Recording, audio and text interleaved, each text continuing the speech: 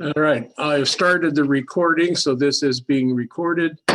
I now call to order the Board of Trustees meeting for November 17th, 2020. This meeting is being held electronically pursuant to the Open Meetings Act. And may we please have a roll call? Trustee Chamberlain. Here. Trustee Clayton. Here. Trustee Goldstein. I'm here. Trustee Haber. Here. Trustee Hollander. Here. Trustee Jamerson. Here. President Norris. Here. As you can see, we have a very full house tonight. So I will ask that anyone who is not speaking, please mute yourselves. Otherwise, we'll have all sorts of cross talking in here. First item of business is approval of the Board of Trustees minutes from November 3rd, 2020. Do I have a motion for approval? So moved. Do I have a second? Second.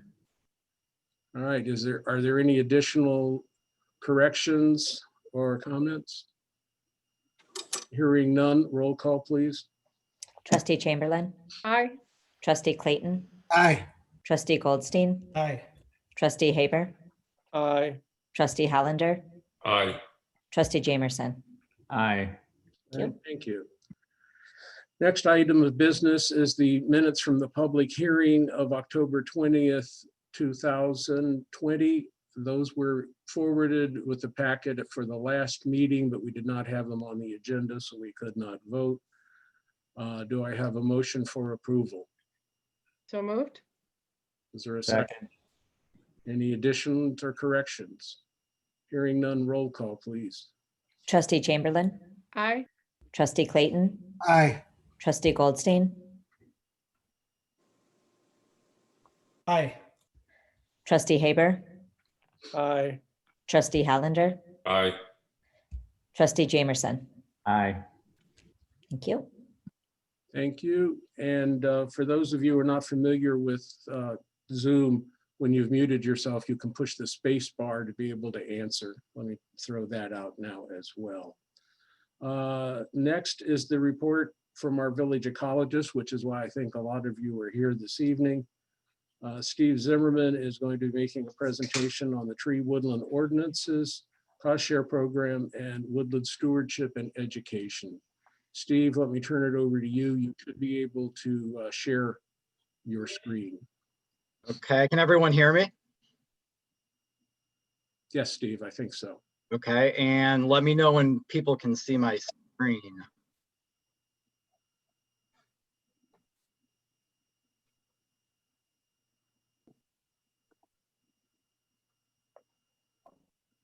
Is it up yet? Where's the share at here? Help me out, somebody. Where's the share button at? Should be down on the bottom. Oh, I see it. Yep. Right in the middle on the bottom. Okay. Might have Here to we turn the video on too. Okay, now you should see it. Yeah, it's starting sharing. Got it. Yeah, get this going here. And I know there's a slight delay when they change slides, so I'll try to be aware of that. So yeah, so I am excited to give this presentation. I miss a lot of you guys. It's been, gosh, I think a couple of years since I've been to a board meeting and given a presentation like this. And a lot has happened in the last couple of years, and that's sort of what I'm here to discuss. A lot of the interesting things going on with our woodlands and trees and things like that. And as John mentioned, I'm gonna talk about a variety of different things: woodland health, the health of the oaks, a little bit about the tree and woodland protection ordinance, the cost share programs, and woodland stewardship. Talk briefly about what the village is doing with that and the residents through the cost share program. So I always bring this slide up because there's always new faces in the crowd, I know, so people understand who I am and what I do for the village. So I'm a principal ecologist with Applied Ecological Services. I've been there for over 18 years. Our office is in West Dundee, Illinois. And we have 3 branches to our company: a consulting that I work out of, a contracting division that actually builds ecological restoration projects. Then we have a native plant nursery up in Wisconsin that supplies all of our native plants and seeds to our restoration projects. And I've been with the village since 2015, basically helping implement the woodland ordinances, the cost share programs, and a variety of other things. So let's dive into it here. I'm gonna actually minimize that. Yeah. Okay. So I've been over this before, but I know it's worth discussing over and over again to remind people and those that may not be familiar with this. So Riverwoods is essentially built into an oak woodland ecosystem on the east, most of it on the east side of the Des Plaines River. And an oak woodland ecosystem, the healthiest versions of them have several layers. If you guys can see my pointer, there's the canopy, obviously, of native trees. There's a sub canopy layer of small, kind of smaller trees, large shrubs. There can be a shrub layer, which is, you know, shrubs anywhere from a couple feet tall to maybe 10 feet tall.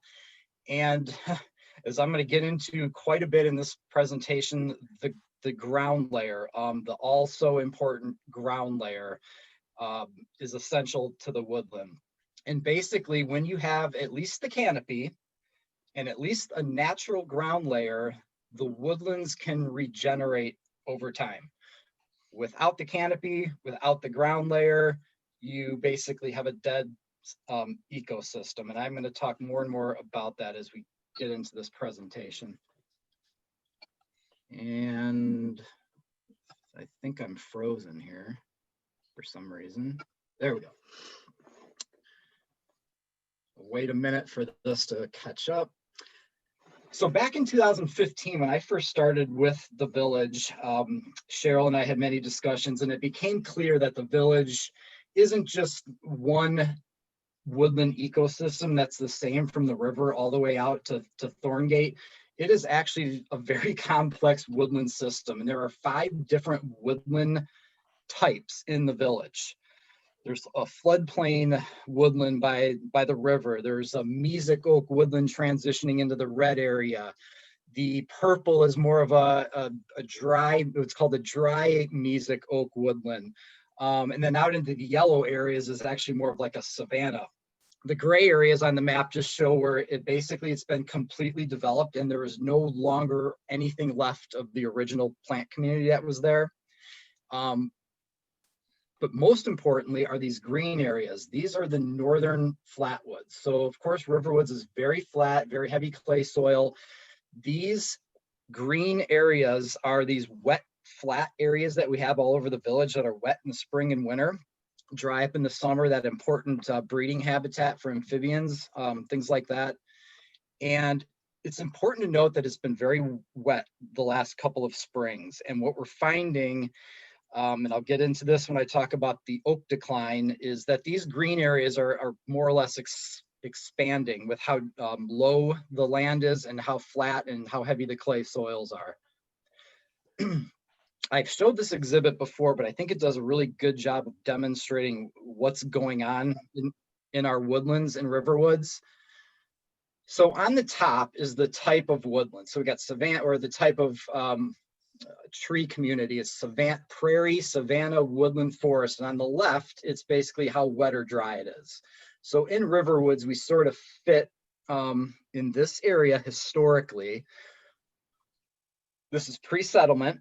This is when the woodlands were healthy, and we know from historic records it was a more open woodland environment with, you know, lush ground layers. And what has happened in the last 200 years is that we have transitioned over to the right here into more of a forest, and the oak woodlands are filling in, mostly, if you see what I've circled here, with sugar maple, basswood, silver maple, American elm, buckthorn.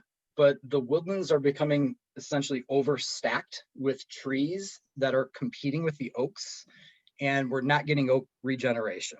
So what does this mean? Well, if we look long term, and I'm talking 50, 100 years out, none of us will be here, but those of us, those that follow will.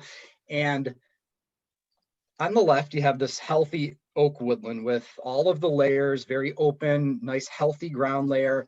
And when you get this overstacking of buckthorn, and that I've showed a picture of buckthorn, that was actually taken at Woodland Preserve by where the police station is about 10 years ago when I did a study for the village. That's what it used to look like. All buckthorn, nothing growing. The picture on the bottom is another example of where we could go if we don't do the right thing. And that's this overstacking of maple and basswood. We call these poles when we enter a system like this. And it's these, 4 to 8 inch sugar maple and basswood that just overcrowd the woods. And as you can see, there's nothing growing on the ground layer, no oak regeneration. And that's a second path. A third path, which the village has tried to essentially put a halt to, is the converting of all of the woodland ground layers to turf grass.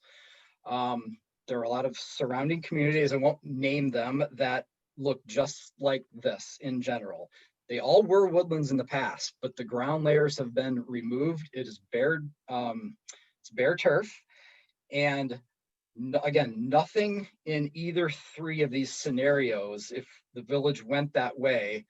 The ground layer is essential here, because without the ground layer and then the clearing of buckthorn and maple, you will not get oak regeneration. So looking down the road,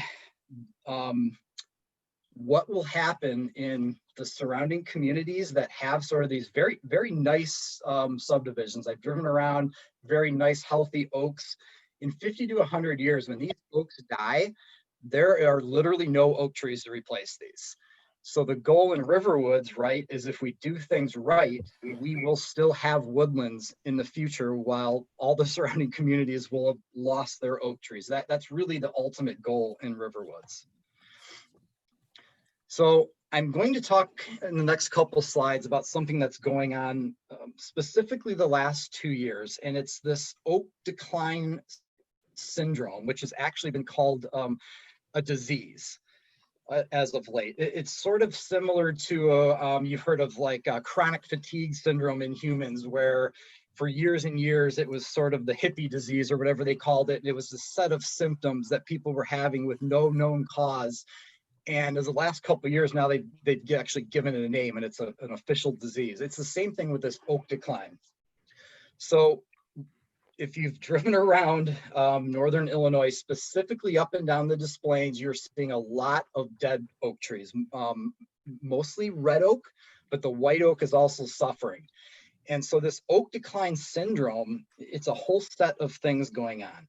So my first bullet point, what's happening first here is these abiotic stresses, and that's things like the climate and the age of the tree and where certain trees are situated in the landscape. And when you combine that long-term stress with a short-term stress, specifically drought and flooding. So the last 2 springs, and I believe Pat could probably back me up on this, Pat Glenn, I think have been the wettest on record.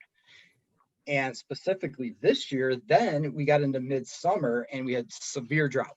So the trees are stressed. And when the stress comes, then the second bullet point, you get the biotic stresses, which are things like insects, bacteria, fungus, root rot fungus. And usually what happens is the trees start to show their suffering in midsummer when the heat heats up, things start to dry out, and you get, like the picture shows on the right here, this rapid leaf scorch, it's called. Oftentimes the leaves are retained, and that's a sign of what actually that it is oak decline and not a different disease. And as I stated, red oaks they're dying in one growing season. And the white oaks, what we're seeing is they're getting antlers, where that's a situation where the tops of the trees don't leaf out the top, 5-10 feet. And they can die over several years, if these same situations go on. In this next slide, I want to show this because this brings up a topic that's something that's going on in the village lately. Several residents in the past several months have called me saying that they've had arborists or tree companies come out about their dead oak trees. And in more than a handful of situations, these companies are immediately calling it oak wilt. Oak wilt is a very severe disease in oaks. It's actually not that common, and it's not reported anywhere this year by anybody.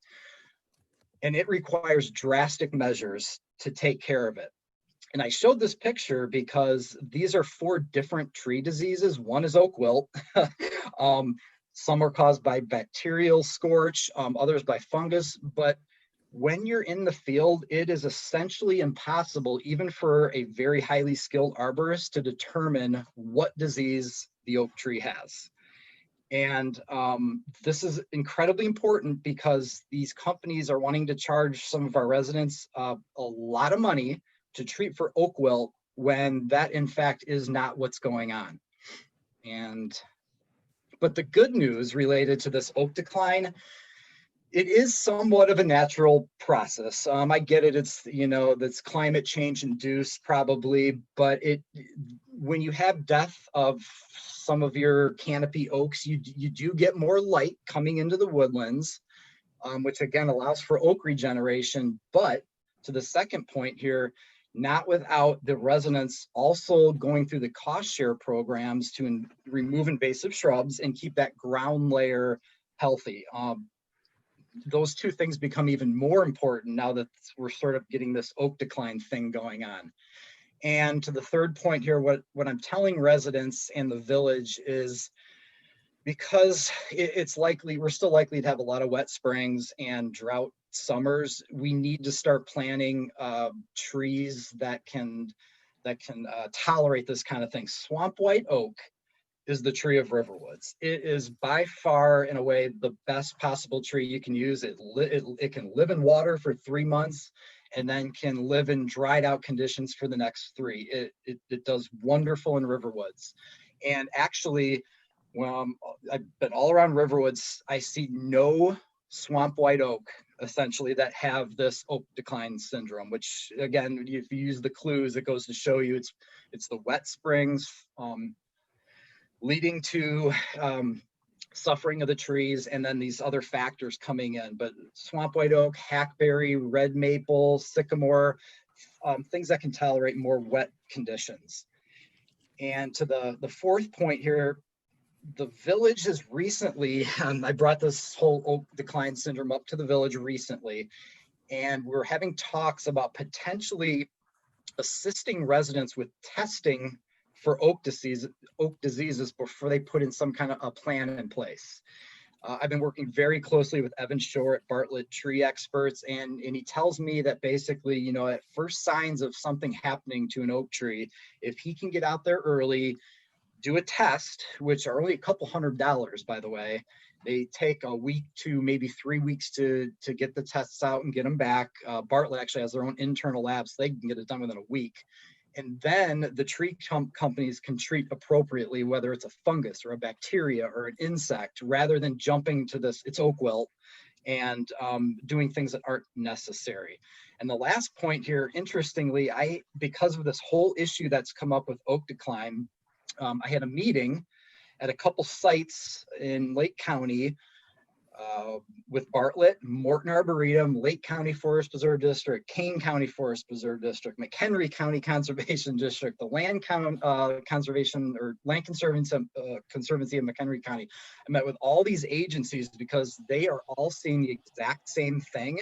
And what we're going to do is, because there's so many unknowns with this oak decline, is every time there's a test, we are going to create a database and put all of our test results in it so we can find common themes and figure out exactly, what is going on and how best to approach treating these oaks.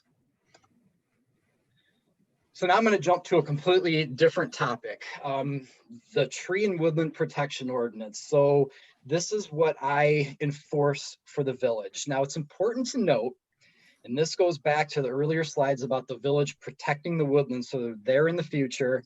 It was actually adopted in 2005, the woodland ordinance. There was a tree ordinance at the time too. But in 2018, the woodland ordinance, after getting all this information and mapping done, in 2018, the whole thing was completely revised and also combined with the tree ordinance. Now it's called the Tree and Woodland Protection Ordinance, and it is extremely unique. I never really seen an ordinance quite like it.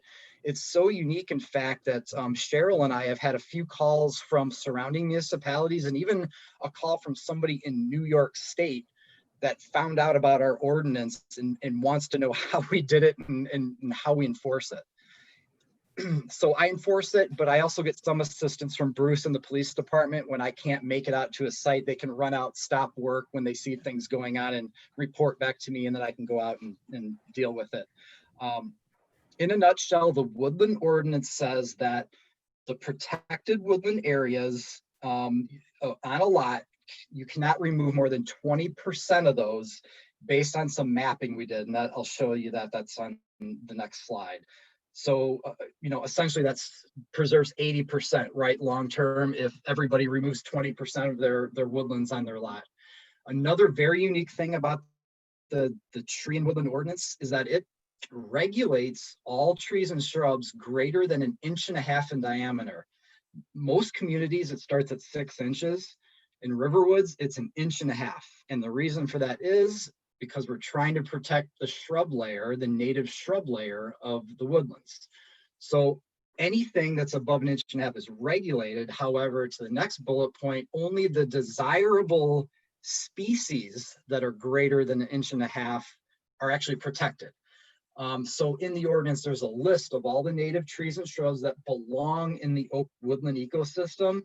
Everything else, even if it's a native, like a sugar maple, a small sugar maple or silver maple, is basically fair game to remove, because as I showed you in the earlier slide, there's too many trees and they're plugging and filling in the woodlands.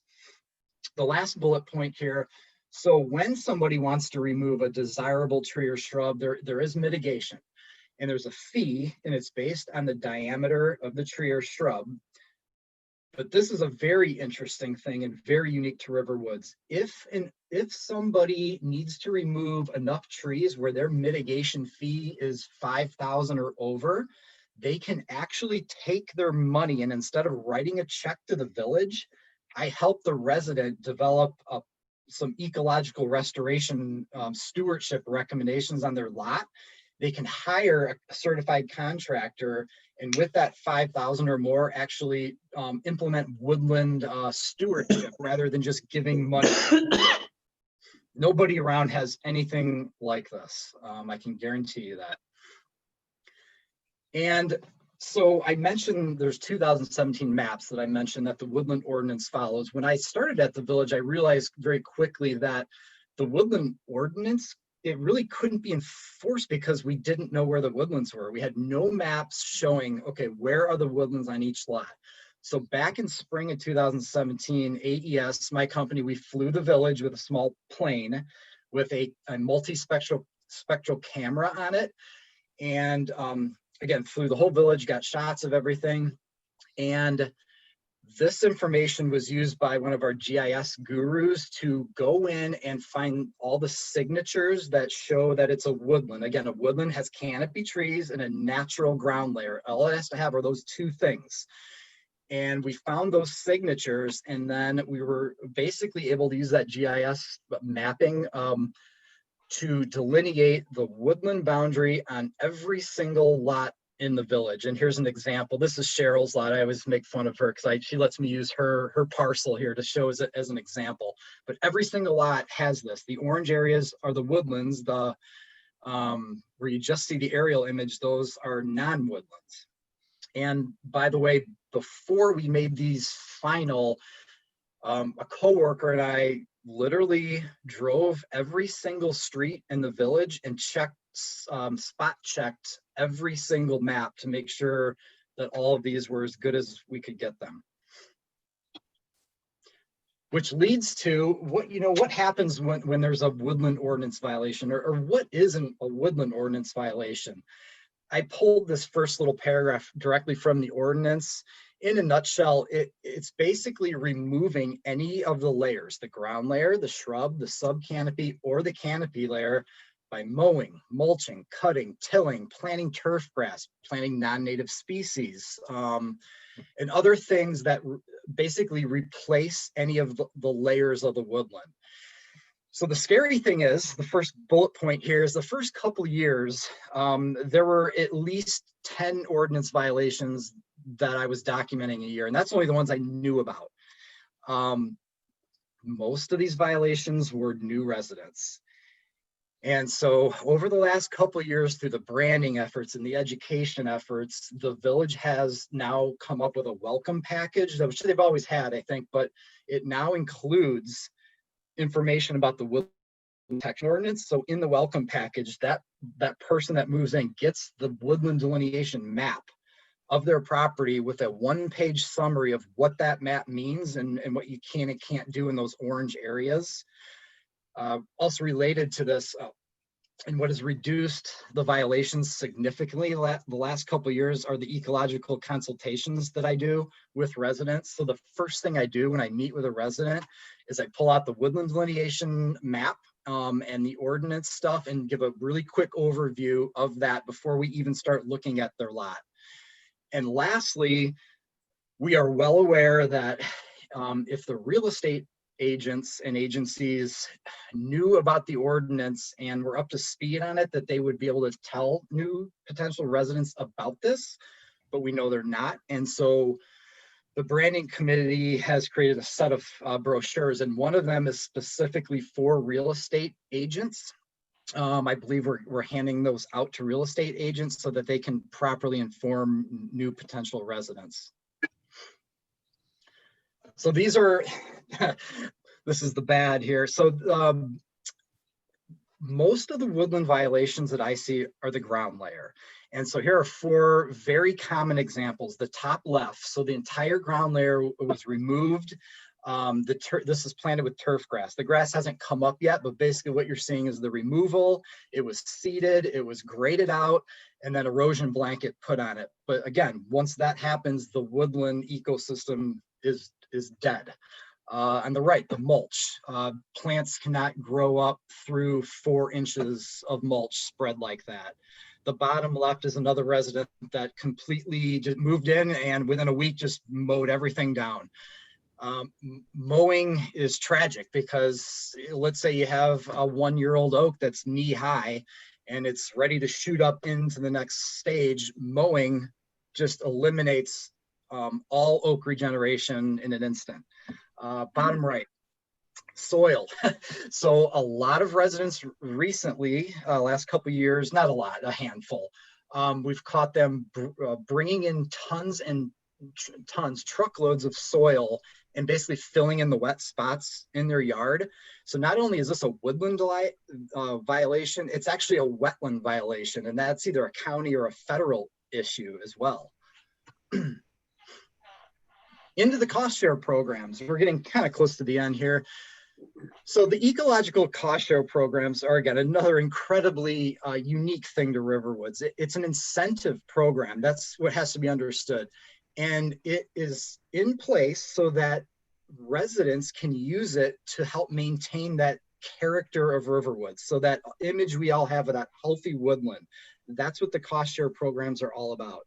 And on the bottom here, there's 7 of them. Canopy thinning, invasive shrub removal, garlic mustard removal, which, by the way, nobody in my 5 years has had to apply for garlic mustard. It's basically been eradicated for the most part in Riverwood, which is great. There's a native tree and shrub planting program, native seeding, again, to plant those ground layers, a rain garden program, then prescribed burning, which is kind of, when you have a healthy woodland, prescribed burning is the long-term management tool. On the right here is a map that I thought was kind of cool to create every year. So this is a map of Riverwoods that shows all of the lots. And These are all of the ecological consultations that I've done. Each color represents the year it was done. So 2016, 17, 18, 19. It doesn't even include this year, which is another 45. But just in 5 years, you can see how much of a dent that I've made sort of in getting to people about all of these woodland issues and cost share programs. And how successful is the cost share program is probably what people are wondering. Well, so it's one thing to do a consult, but what happens after that? The first bullet, so it's around 250 people or residents that I've met with since 2016. Of these, there's been over 270 applications to implement one or more of the cost share programs. There's more than 250, obviously, because some people are eligible for more than one program and they apply for more than one. 272 people or applications have come in to do some sort of woodland stewardship. Again, the ecological consults, they build awareness, they get residents to act. And ultimately, the goal is, again, to get that, woodland regeneration of oaks and to knock down the number of ordinance violations that are occurring. The table on the bottom, we don't have to dig into it, but it's interesting to note. So it sort of summarizes this 272 applications. On the top is the year, 2016 through 20. And on the left are the cost share programs minus the garlic mustard because nobody's applied for that. But you can see how many people per year applied for each of the programs. And the total is on the bottom. So anywhere from in the mid 40s up to the mid 60s people a year are applying for one or more programs, which it's amazing in just 5 years that this has happened. So how do the cost share programs maintain this character of Riverwoods? And this is sort of an overall kind of bring it all together. The tree program where you reduce the maples and you get more of this open woodland. The bottom left here where you take a barren ground layer in an oak woodland and you seed it using the seeding program. The invasive shrub removal program, again, this is the woodland preserve by the fire station here, to clear out and get plants established. And then ultimately, when things are healthy, prescribed burning is a long-term management tool.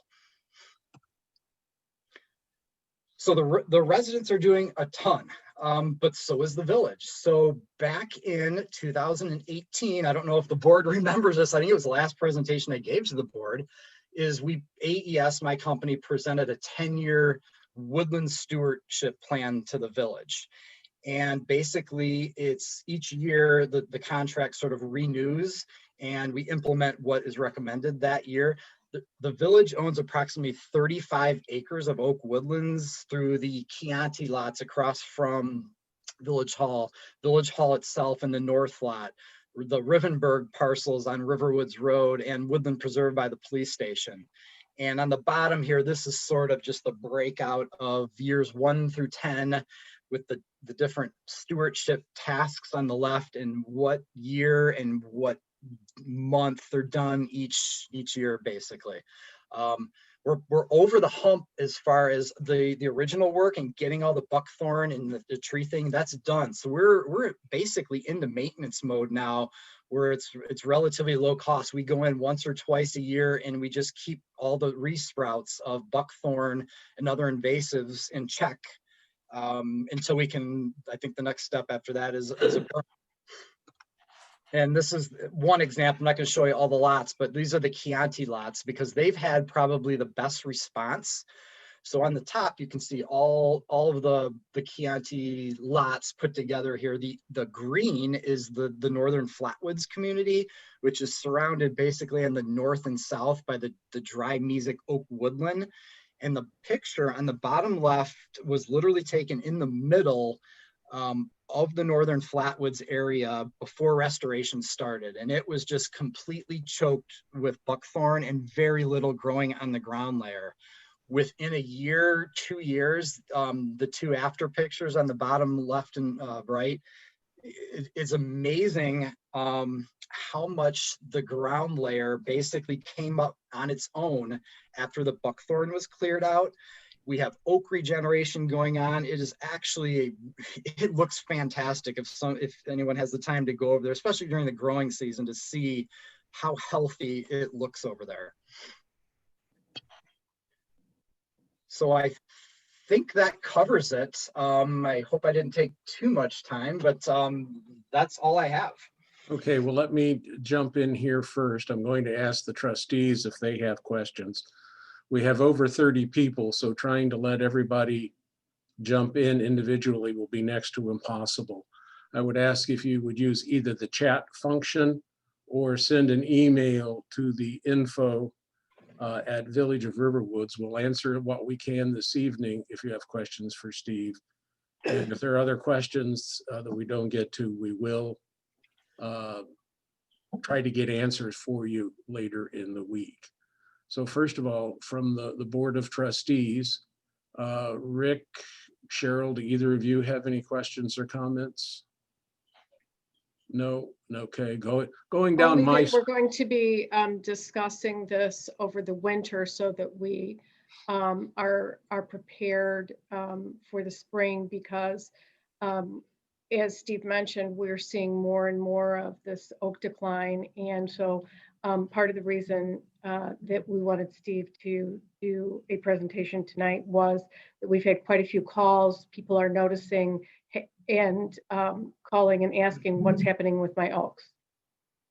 Yeah, and Cheryl, I forgot to mention when I was giving the presentation, I usually approve around 100 or so tree removal applications a year. And usually less than 5% of those have oak trees that people want to take out. The last 2 years, specifically this year, I would say 50% of the applications that come in have had at least one oak tree on them, mostly red oaks. Mike Haber, you have any questions? Nope, no question. Mr. Clayton? No. Okay, Mr. Hollander No. and Mr. Goldstein. Nope. Okay, we have one question on the chat, which was, I don't know if everybody can see that, but what is the property value implication of the cost sharing program? Same question related to oak decline. That's to Cheryl and or Steve. Yeah, I can start, Cheryl, and you can chime in. So this whole character of Riverwoods, that's what the cost share thing is about. I believe, Cheryl, we have tried to dig in to find numbers that show, like, the property value increase or decrease based on, the health of the woodland. And it's a hard thing to come across. It's one of those things, I believe, where if it were gone, you would realize what you had, if that makes sense. And related to the oaks dying, so if you talk to the right arborist, I'm a certified arborist, but there are specialties in the arborist field, and one of them looks specifically at how certain trees increase property values. And I can't answer that specifically, but I know, yes, oak trees obviously are one of the best possible trees you can have on a property. So losing oaks is not a good thing. However, what's resulted from losing a lot of these oaks is now, in specifically last month, and I've got 2 on Friday, where the resident wants to do a consult with me specifically because they want to plant more oaks because they lost a couple, and that's what the cost share program is for, to kind of replant the right species. I know they're not mature, but it's something. Cheryl, I guess you can back me up on if you have any comments.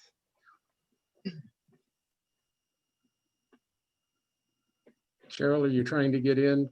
Yeah, I was trying to unmute on my spacebar and it wasn't working. Yeah, we actually have discussed this in our committee, and there are definitely some articles about how you can increase your property values by something that looks like this picture.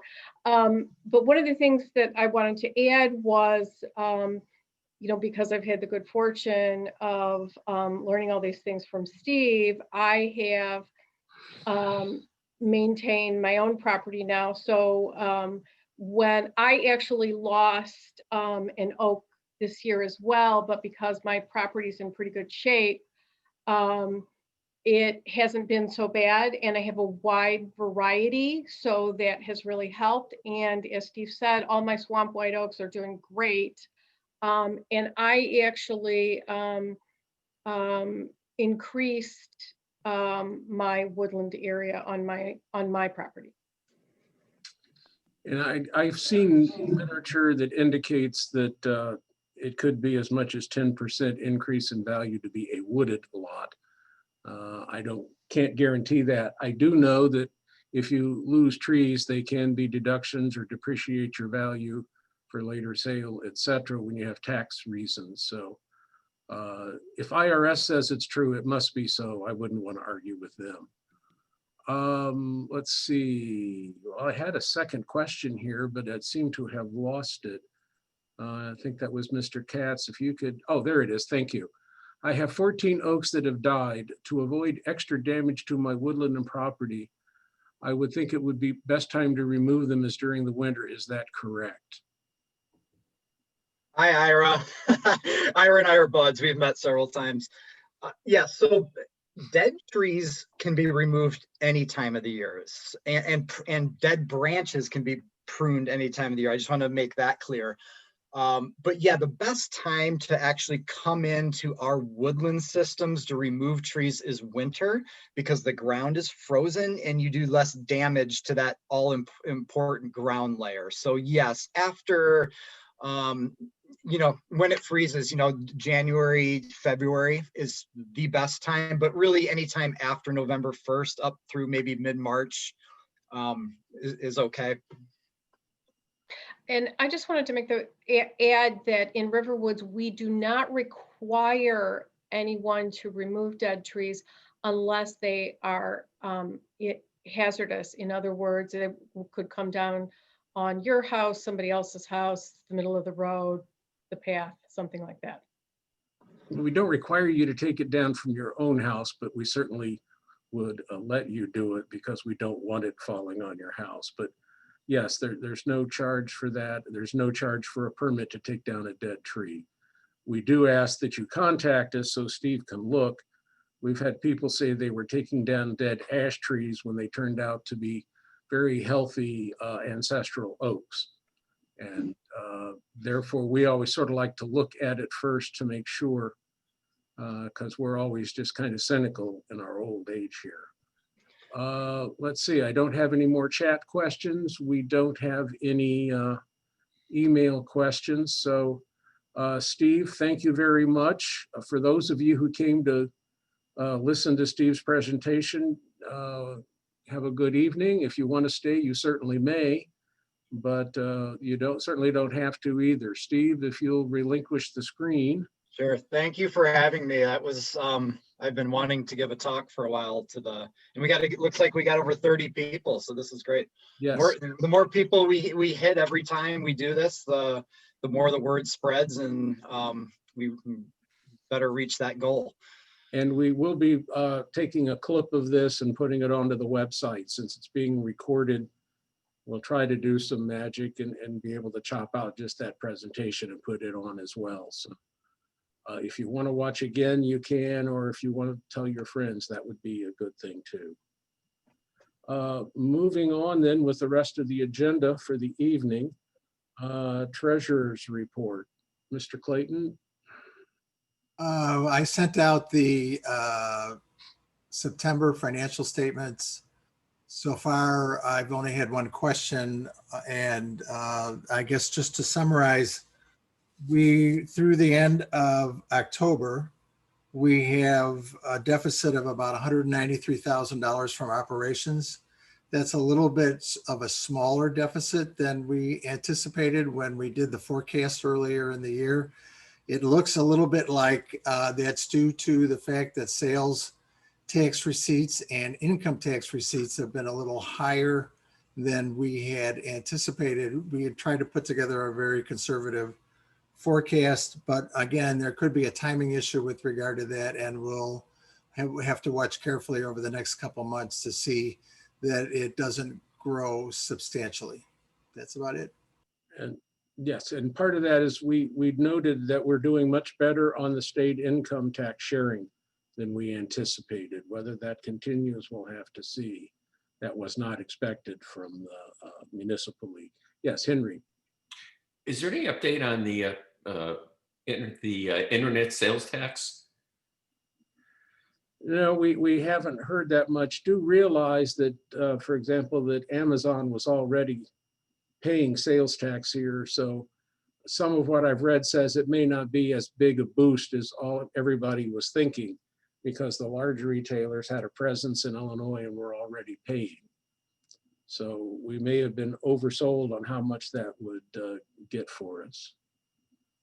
But we haven't gotten anything from the state yet specifically on that. Are there any other questions from the board for Trustee Clayton? We did meet today with the auditor, or our Motorbike and Amen. Yeah. yes, I should say that. We talked a little bit about the audit report. That has been filed. Finally, we will get copies, and we'll ask them to come in and make a presentation to the board, the auditors that is, so the board can vote to accept the report or not. Won't ask you to approve it because most of us don't have that much accounting background, but you can at least see what it was and if there are any issues that we need to deal with. Engineers report. Only that we finished the street work on Kingswood and various patching around the village last week. The landscaping got done, so we managed to eke it in. We got it over the finish line before the weather closed on us. So that's all I have. Okay. I have a question. Yes. I've been out, so is the water tower project done and all the equipment back in place? What's the? Oh, you know, I forgot. we did the carriers have yet to move back onto the tower, but the painting is done.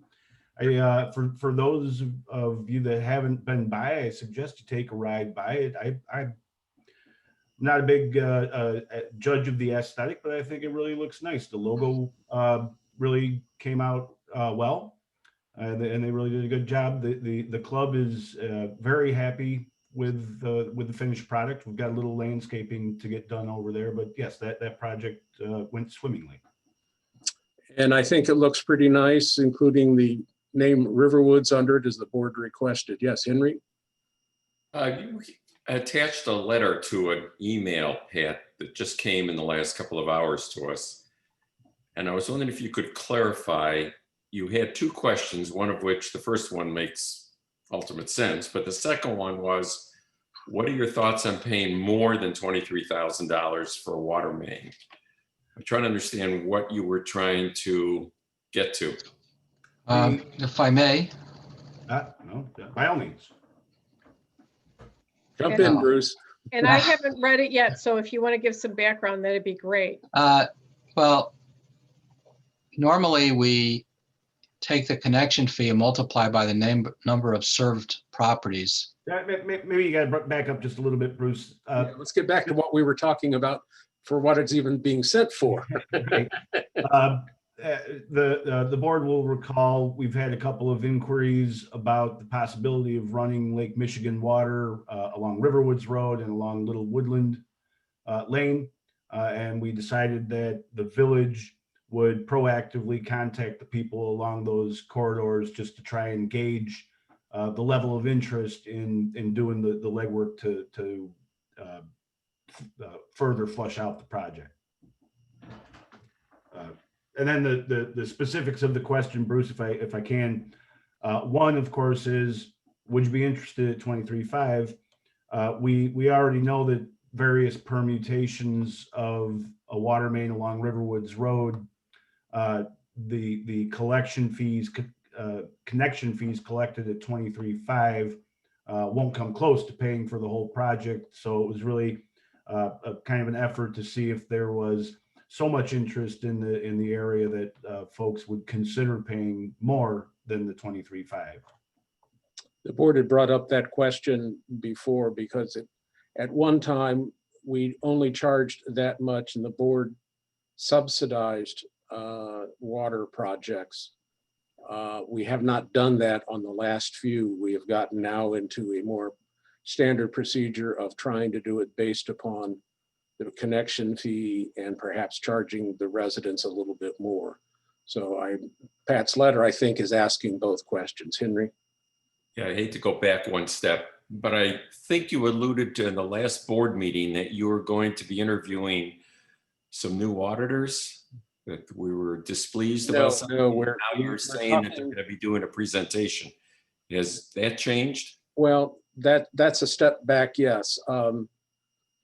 We are talking with our accountants about that, et cetera. We need to look at our contract and to whether or not there is any grounds to try and terminate early before we would be normally seeking to review new auditors. And I don't know that a decision has been reached as to what we recommend to the board. So, okay, now back to Pat's letter and the water. Has anyone got more questions on that? Okay, then moving on, Director of Community Services. I'd love to have a report because I know Russ should be leaving the hospital about now. He was supposed to have his surgery for detached retina at 5 o'clock. He's apparently going to be able to do some things. I'll know more when he calls tomorrow, or more likely Thursday, to see how things went. I can speak personally, having had one. While it can be very serious, it shouldn't be necessarily serious as long as he's getting medical attention quickly, which he seems to be. But I'm sure we all wish him well.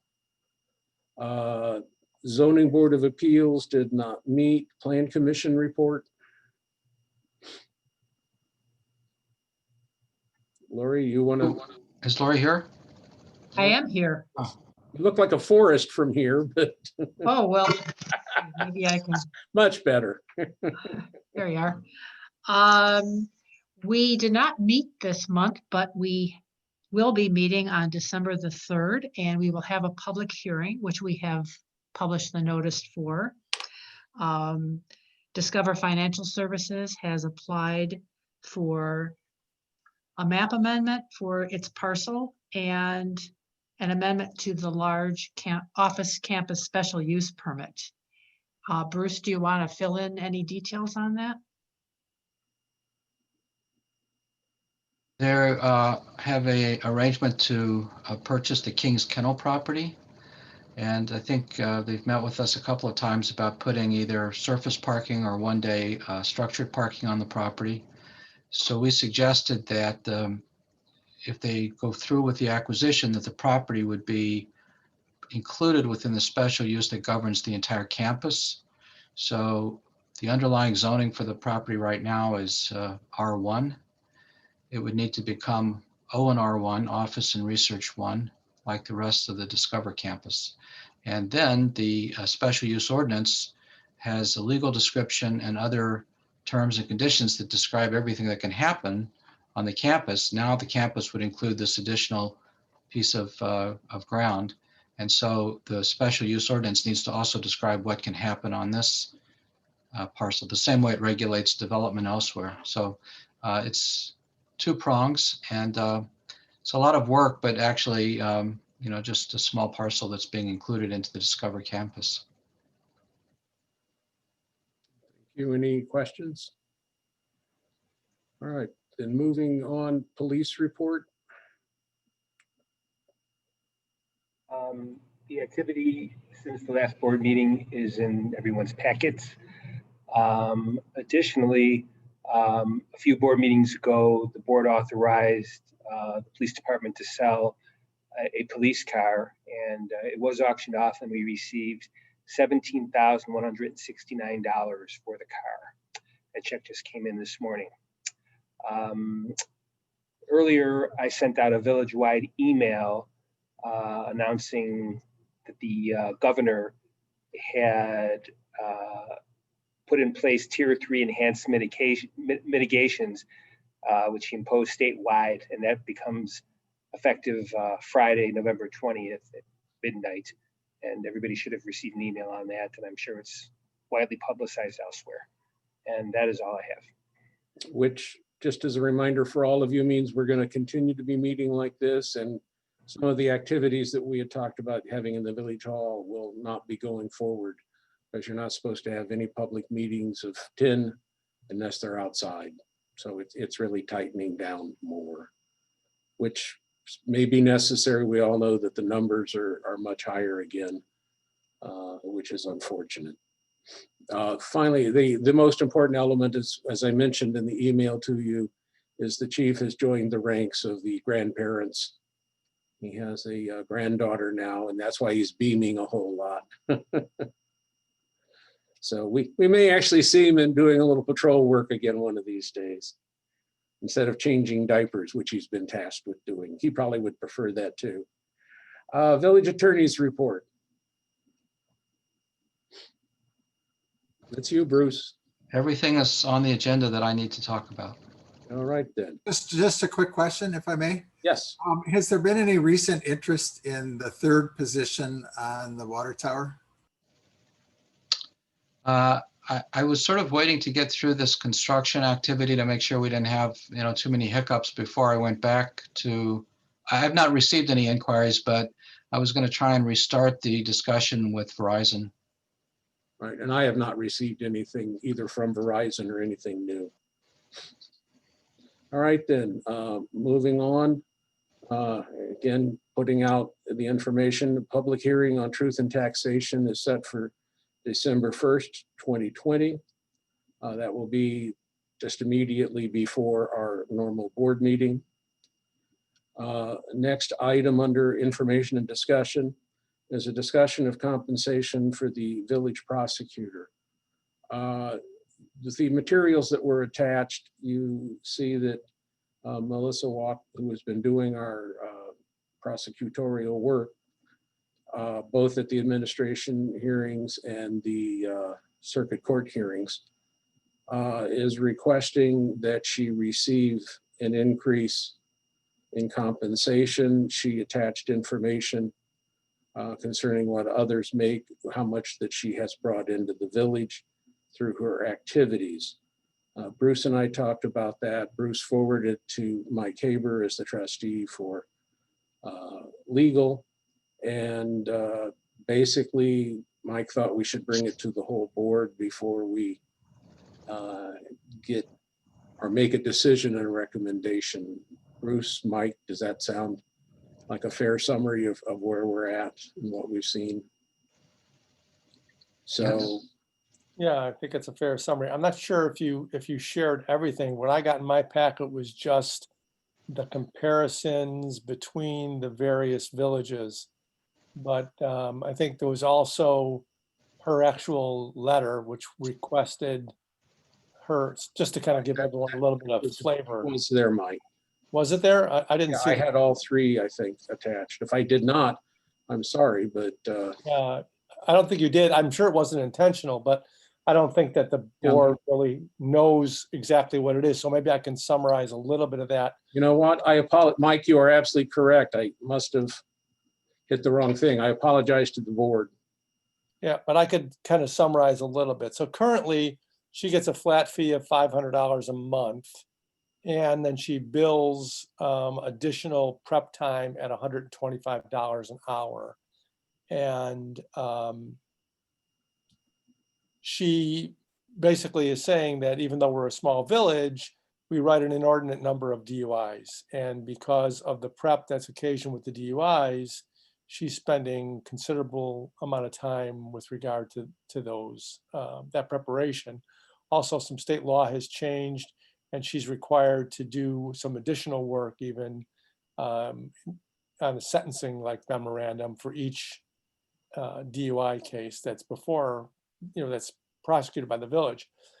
So consequently, she now estimates that she's going to need to spend about 11 hours per week on village work at the $125 an hour, plus her $500 a month stipend for going, for doing the actual hearings.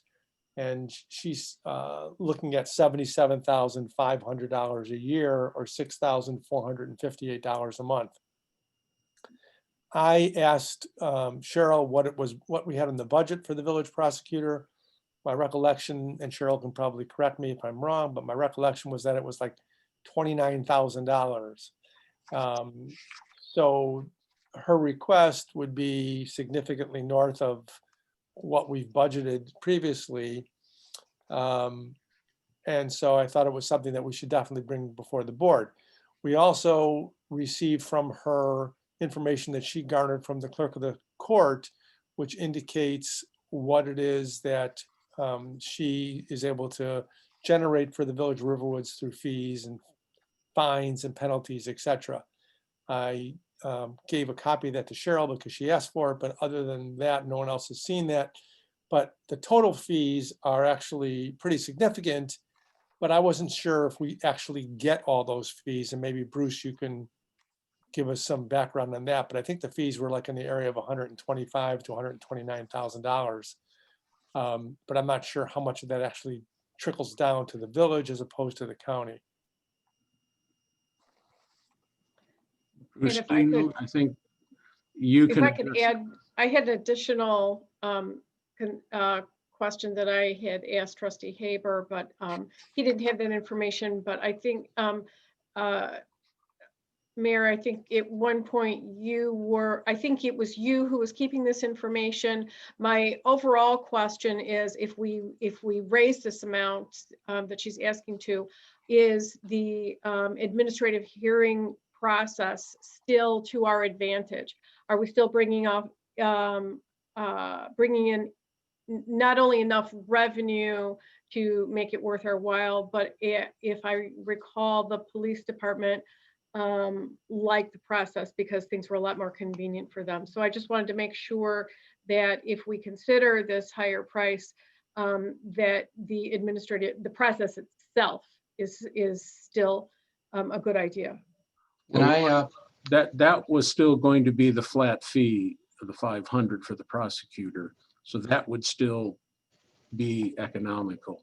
What she's really asking for is a higher rate for the county, because she has brought in the past over $100,000 or more versus what she's been compensated. So I think that was what she was really looking for. there's, if I may, there's one other factor about the administrative hearings. There is a prep fee for that as well. It is a $500 fee, but she sometimes does get an hourly preparation fee for that as well, because those are not typically traffic or normal violations. Most of the use in administrative hearing, a lot of it has to do with our woodland protection, as we were just hearing about, and building cases. And so apart from the financial consideration, I think most of her discussion has to do with what happens in Mundelein and in Waukegan. But The amount you're talking about, Bruce, is at most has been only a couple of hours here or there. Right, It's a right. small amount. I talked with her about it. Obviously, we wouldn't expect her to go into a hearing unprepared. So right, and necessary. the hearings they still provide a somewhat unique venue for us to try and adjudicate the kind of woodland protection cases we have. So just to keep that in mind, because without the ability to have her do that kind of preparation and sit down with Steve Zimmerman on occasion and talk to the hearing officer about what the violation is, we would be back in Mundelein for something like that. So again, the admin process isn't really what's at issue here. It's, do we think we get enough from the circuit court to justify paying her more? So Bruce? John and Bruce, do either one of you know of the $124,000 from, or, okay, maybe So- you know. So in my budget for what we call circuit court fines, I had estimated prior to COVID that we would take in 135,000. That when I last did my update at September 30th, it looked like we were going to take in 117,000 because we weren't making very many traffic stops. But I'm estimating again 135,000 for 2021. Yeah, we're projecting 117. It's been over 100 for at least 5 years, 110 or so. So I would think paying her on an hourly basis and letting it ride is probably the best idea. If it gets too high, then we find another prosecutor. Well, and the other thing I think that we need to just have the discussion, I'm not sure it really makes sense to do this, but I think we need to have the discussion about whether or not we would be able to hire an in-house counsel for the village for less than the $77,500 that we're gonna wind up paying Melissa, and whether that person would then have the additional time to work on other village business, get like kind of two bangs for the buck. I'm not sure that it would work. Bruce believes that, I think, and I don't want to speak for you, Bruce, but when we had this discussion, you had suggested that it's more of a specialized skill set to be a prosecutor. And, there may be a significant learning curve for an in-house counsel, especially if it's a young new lawyer who you're going to get for like $50,000, $60,000. It may be difficult to actually rely on that person to do it. And also, I'm not sure that that person who is an employee of the village could act as the hearing officer on the municipal or on the code violations. I don't know the answer to that question, Bruce. You probably do. They could, that attorney could appear for the village in administrative hearing. I don't think that would be a problem because we do have a neutral hearing officer. My comment is that in a lot of the larger villages, the prosecutor function is fairly distinct, at least in my experience, from the normal village attorney or corporate counsel experience. I mean, tends to be more of a specialized, field of only. Melissa's week is for different villages. One day for Riverwoods, one day for someone else, but spends almost all of her time in court doing these things, or she used to until COVID. So I think that's typically you see that pattern where the people who prosecute are hired to do prosecution. They may do this for other towns as well if the town's not large enough to just employ them as the sole prosecutor. But they're typically not at the same time keeping up with FOIA requests for these villages. They're not doing annexation agreements, that kind of thing. Mike, there's the other question. If we hired somebody brand new, you and I both know they can't go straight to court by themselves without anybody supervising it. And unless you're volunteering, I'm not. So I'm just not sure that it works. I'm willing to look at it some more, because obviously that's always a question, in versus out, and when does it become cheaper to have a full-time employee doing it? Or can you even hire a part-time doing it without getting into that same position? And I'm just not sure. I'd probably affect our insurance. Well, be interesting to see if it would affect our insurance. Maybe it wouldn't. We have people here who could answer that question. Bruce, Chief? I was just gonna add that talking to other police departments and, and being involved with police departments for 40 years, my experience is that everybody I know of, every town I know of, has a prosecutor just for these things. And then they have their corporate counsel, which is separate. And I have done price comparisons in the past. We did just change prosecutors a couple of years ago, and she's a bargain right now. I mean, we're not paying her anywhere near what other towns are paying their prosecutors. Yeah, we're paying a lot less than we were Doug Zeit. So we'll take a look at it some more. I'll dig back out what I had before, renew it, refresh it, and we'll bring it back to you, and we can then see. Yeah, I think we do need to make a decision quickly, because I think she's been asking for this for quite some time. And she deserves at least an answer as to what we're going to do. I agree. Any other comments from the board? Okay. Mayor, I'm going to have to drop off, but I'll try and call back. Okay. We understand, Bruce. All right. Anybody have anything else for Bruce before he's gone? Nope. No. Okay. Thanks, Bruce. So where are we with this then, Mayor? Where are we? That I will dig back out what I had the last time we were talking about whether we should hire somebody inside or not. And we'll take a look at the costs, and we'll bring it back with a recommendation for the next meeting, one way or the other. Because we can't And I vote would tonight. suggest that we don't, I would suggest that at least for the next year, that we increase what we pay her and hold off on a decision for making a new hire to the village over for another 3-4 months until we've had a chance to look at it, but not to make the two connected. Okay, well, Henry, this was only in the discussion. It was not in the action item, so we couldn't vote tonight. Anyway, I appreciate that you're recommending, but this was under discussion. It wasn't listed for action. So technically, we're only supposed to be able to take final action on those things that are listed under action items. Correct, council?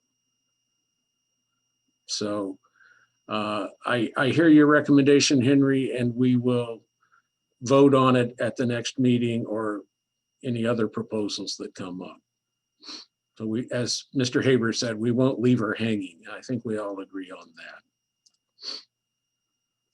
Okay, speaking of things to try and rush things along, I think we've all felt rather burdened by having to have all the roll calls we're having. So in the future, what I plan on using is something that Robert's Rules allows, which is called a consent agenda. If we have a number of routine types of things that can be voted on at once, we will vote on them all as a package. If there's anything that any trustee wants to have removed and handled separately, it will be removed and handled separately. You can always take it off. But this is used in a number of places where you have some very routine things, and rather than having to have a roll call every time on everything, we will try to see if we can put them together. Rick, you look like you're ready to ask a question or give a comment. Yeah, I do have a question. I think that in order to use a consent agenda, the board has to adopt a rule of order allowing for a consent agenda. No, Is that true? we have adopted Robert's Rules, and it is in Robert's Rules in Not what I've seen on, but I mean, we can do it if you wish. We can always go in that direction. I'm all for the consent agenda. I just want to make sure that we're doing it properly. And what I read about it was that we have to adopt a rule of order that says we can use it, even in Robert's Rules. Well, I was just rereading it today, and paragraph 4132, I believe we can do it. I will double check and get council's opinion on that, and if need be, I will ask approval. So again, I don't know that any of you would object, because again, if there's anything in it that you wanted to actually deal with a separate issue, it gets pulled out and it just goes on the agenda as a separate item. It's just trying to avoid having to have a roll call for every little thing we've got. I think we all would like to avoid that. Okay, next was the water project on Riverwoods Road, which Pat has already addressed. Then a report on the status of the campus project. Rick, I gave you a little warning ahead of time. Yeah, sorry about that. So the project right now is pretty much done, except for the shelter, which was, because of COVID, was backed up several times. The factory had an issue with COVID cases in the factory. They had to shut the factory down, then they open it back up, then they shut it down again. So the shelter, which is the last thing that needs to be done, along with the brickwork around the columns, is supposed to be here before the end of the year. And as soon as it's done, as soon as it gets here, they will put it up, and then the project is pretty much complete. From a budgeting standpoint, and I left it in the other room, but I can tell you roughly, the construction budget is about $26,000 or $7,000 over budget. And that is because when they did the excavation for the parking lot, the soil underneath it was unsuitable, and they had to dig out a lot more soil than they had planned on, and that was in the specifications. And so that was about a $25,000 change order. There were a couple of other change orders that were adds. There were some that were deducts, but pretty much they washed each other out. So We still are on track to get the full amount from the state, which is a little over $300,000, which some of it we've already received, I believe. If not, I think we've got half of it, John, or a little bit more than half. Right around half. So once we get finished, we will put in the rest of the paperwork, and then I'm assuming the payment will come quickly. Keep my fingers crossed on that from the state. But that's where the project is. But everything else is pretty much done. So if there's any questions, I can answer. Yes, sir, Henry. And when we're done, I think it might be a good idea to have someone come out and take photographs and put it on the village website. Yes. Because not everybody is now going out and looking at it, and it's accomplishment. I think we ought to at least show what's before and after, maybe. Okay, we will do that. Anyone else?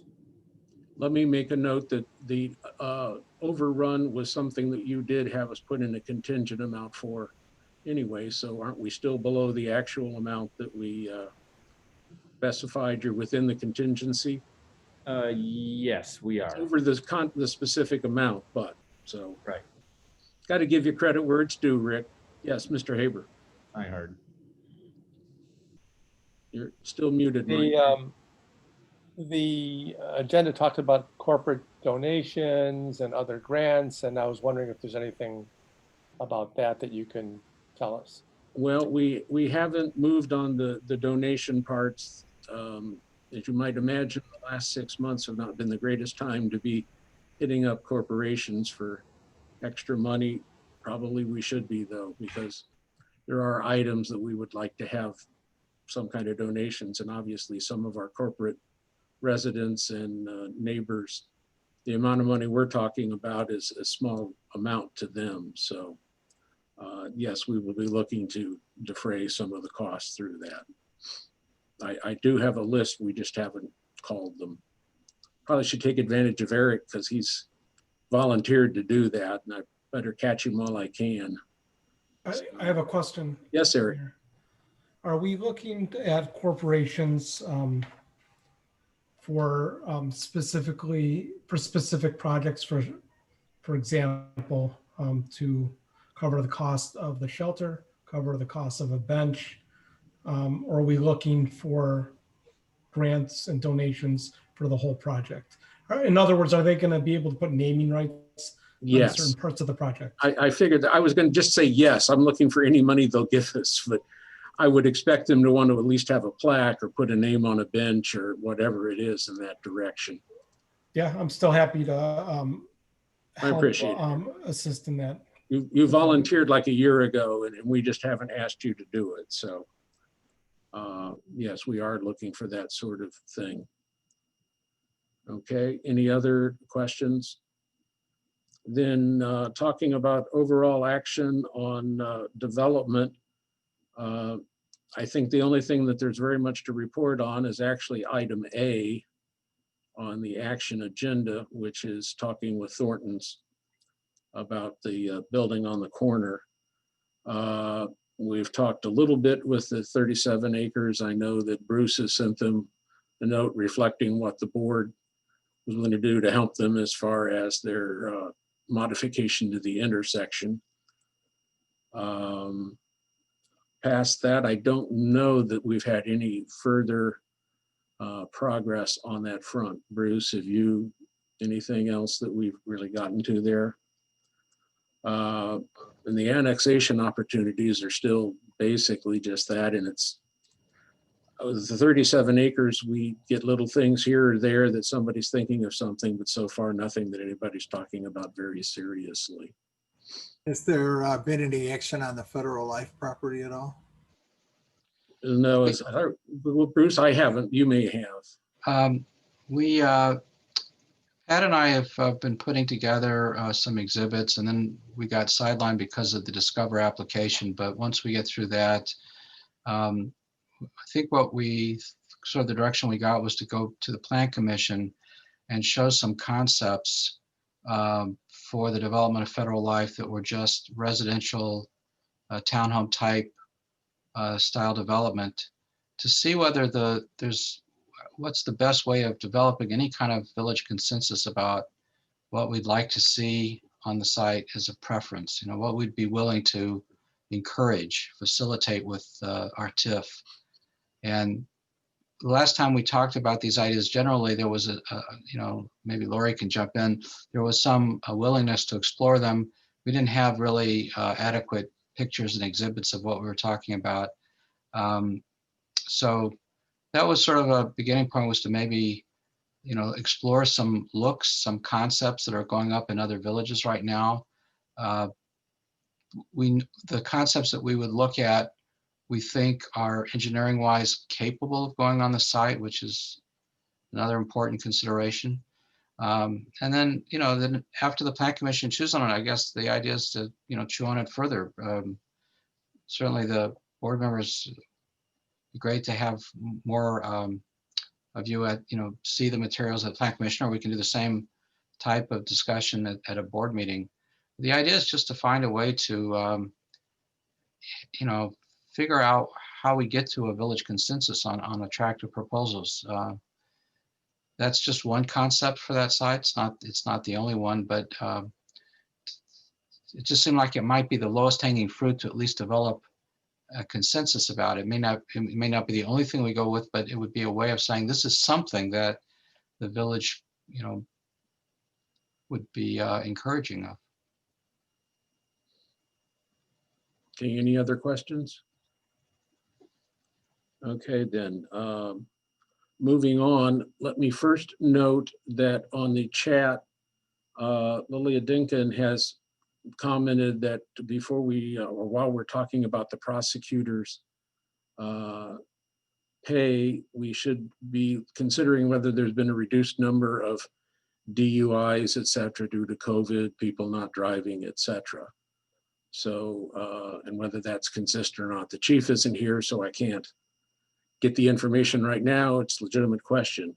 I bring it up now because I will point out, because we have a couple of people here who have been nominated for possible positions as trustees. With the Open Meetings Act, any type of communication that goes on in one of these meetings has to be into the record. So, and I will point out to individuals on the board, certainly make sure you don't send a chat in between all of us. That's happened once or twice. That was not anything of substance, but just will note that it has to be read into the record at the very least, so everybody knows what was being conveyed. So that was the only chat. Do we have any emails? John? Oh, yes, John? Rick. If I can just, the police report that Bruce sent out that was not included in the packet showed 37 DUIs to date for this year and 48 from last year to date. So we're down a little bit, but they're still making arrests. Right. Well, he said that it's down, and if you notice, some of our ticket numbers were down, et cetera. So still, it's always a valid concern to check the supporting data, but thanks for catching that, Rick. Then we don't have any emails, so approval of bills. Do I have a motion for approval of bills? So moved. Second. That was a second. All right. Are there any questions? Mike, did Pat sustain your or answer your question on that water bill? I don't think we got a full response yet, right, Pat? You're still saying you were going to check with Deerfield to find out what the story was? Yeah, so I did make some initial inquiries. My first thought was maybe they had dropped their system pressure at the Hawthorne Reservoir for the winter, but they said, no, we're still running at our normal pressure. So I still don't know what happened, but we are actively investigating that between Northfield and Deerfield. So my question is that an appropriate bill to pay? Because I had it held up because it's significant. It was like $40-some thousand, and it's usually like $20 or something. So I assume if we use the water, we should pay the bill, but I wanted to make sure that that was something appropriate. We can approve that subject to that would be my suggestion. further information. Certain that if it turns out to somehow be an error, Deerfield would make us whole. But you know, we typically ask our water customers to pay the bill while we sort things out. And I think the same thing is fair with Deerfield. Hmm. I don't have any reason to think we didn't use that water. Well, I'd ask the board to approve it, but I'm not sure I'm going to sign it until I have a little more understanding when it's that far out of whack. But I wouldn't want to make it wait that long. Yes, Rick? John, if that's, I'm looking at the list of bills, Yes. and the Village of Deerfield actually has 3 bills listed. One's for $76, and I don't think that's in question, but there's 2 that follow that. One says $33,546, and the other one says $35,615. And they'd both have to be for water and that's, well, So that's almost $70,000. what are they both water, Rick? They're both listed for the same account. They're both say Okay. water purchase. That's what I thought they were. So They have 2 different invoice numbers. well, I'm not worried about the invoice numbers, only the account. Wanted to make sure it There wasn't.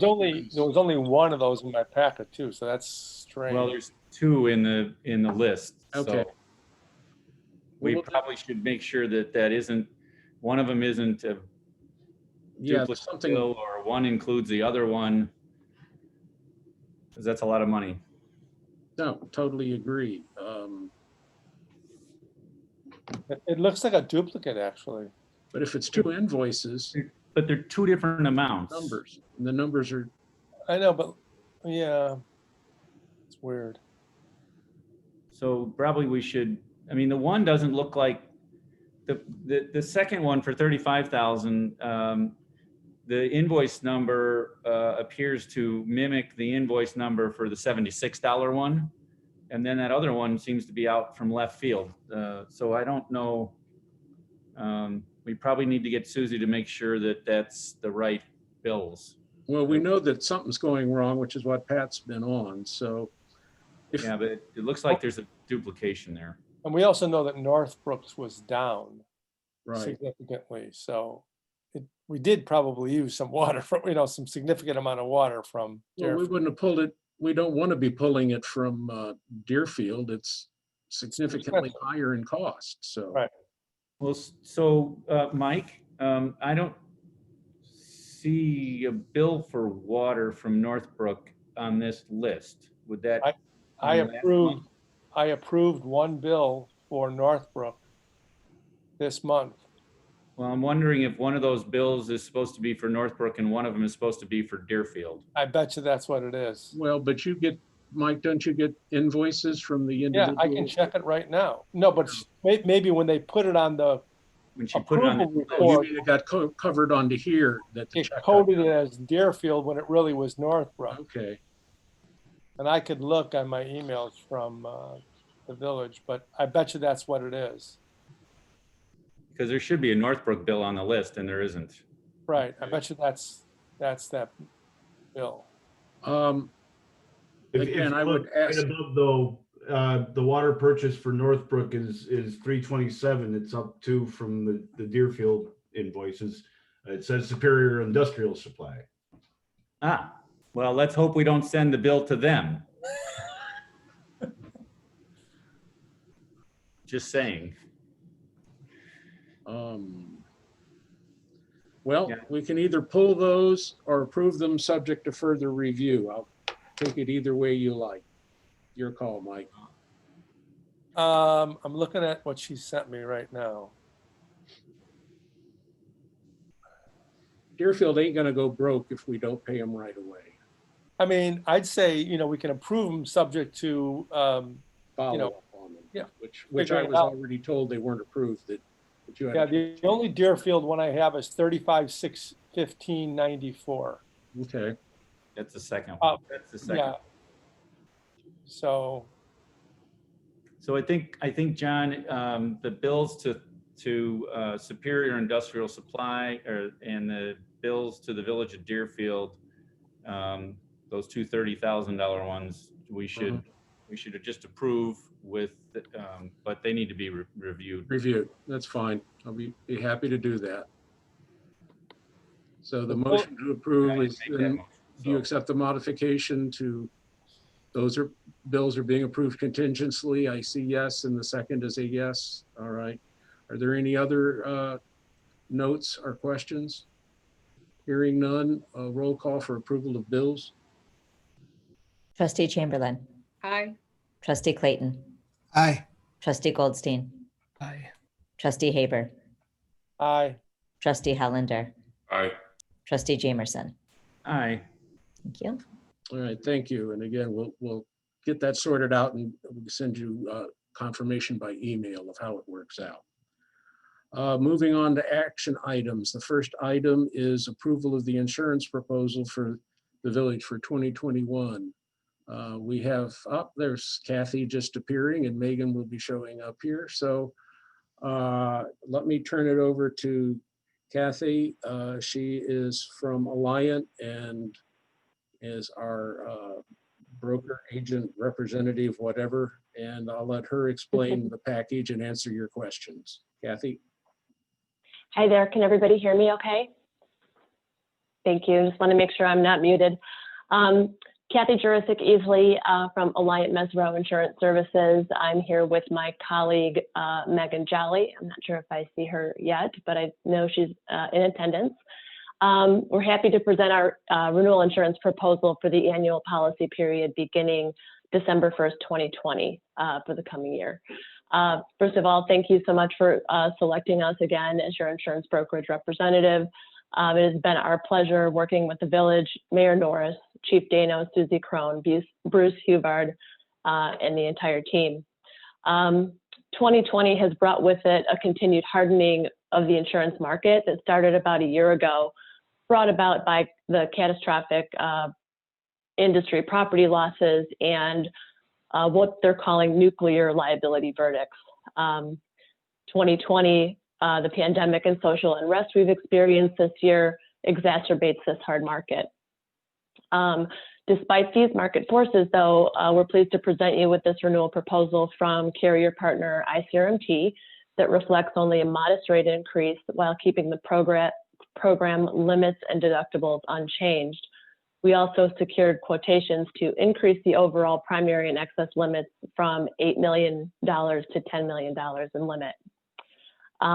Regarding the cyber liability, the incumbent carrier, BCS, proposed a fair renewal, but new to the ICRMT program this year is their capability of incorporating full cyber liability offered by, they were able to incorporate full cyber liability coverage, which is comparable to the BCS program at half the cost.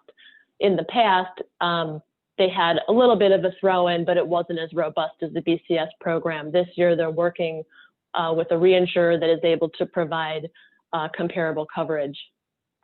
Loss control services offered by both carriers are also similar in that they provide an online portal that offers complementary services, including IT security controls and best practices recommendations, webinars and e-learning training, as well as offering more robust services at discounted fees for policyholders, such as anti-phishing tools and customized consulting services. The ICRMT program continues to offer services the village has come to rely on, including detailed risk control consulting and open door legal consulting services. It's important to mention that the village has proactively utilized these valuable resources, resulting in loss experience that leads to the best result for the renewal. So the village team has been doing a really great job and taking advantage and taking the time to utilize all of that. So with that, I'm happy to take any questions that anyone might have. John, I have a question. I'm looking at the cyber liability coverage page, and there's two columns, and you were talking about the fact that the column on the left was pretty much the same coverage as the column on the right, only at a much lower cost. But when I go down and I look at the coverages, there are different terms in each column. And frankly, I don't really know what those terms refer to. So are they really equivalent, and how do these terms relate to that? Yeah, so with this coverage being new, and when we put this together, again, the cyber coverage it's not like your basic package coverages where you have standard policy forms. Each carrier has their own policy forms, and sometimes the terminology gets a little bit different. So we've tried to line up those that really have the same meanings. And because this was a new coverage for ICRMT this year, we really tried to scrutinize what the coverages are afforded, and they really do line up fairly well. I think much of so there are certain coverage parts that are important. The most important that we see utilized are the first party coverage, where if there's a breach, they will assist with forensics to figure out where the breach came from, how to fix it, and it pays for the first party costs for notifications of those individuals whose information has been released or hacked. The other big one is the ransom and the cyber extortion, and so we've seen that a lot in the news. Those are the real biggies that we've seen. But again, we and the rest of our team have done the comparisons, and we feel very comfortable recommending the switch to ICRMT from the BCS program.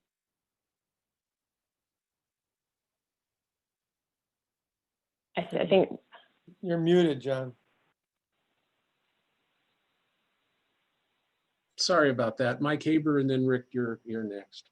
So one of the things I noted in the explanation is that you indicated that there was a new exclusion on the excess liability policy for actual or alleged transmission of a communicable disease or virus, which obviously in this age of COVID-19 is like an issue. And so you said that the exclusion only applied to the excess liability, not to the primary. But what is the primary coverage? And should we be concerned do we know that the primary coverage is sufficient, and that we shouldn't worry about the excess liability, or what's your opinion on that? So this is something that we're seeing, again, with the pandemic. We're seeing this being added to nearly all policies that are renewing in 2020. We think it's a big win that we've been able to maintain it on that primary layer, and where they're only attaching it to the excess. And that first layer is all of the coverage parts to the first $1 million of coverage. Okay.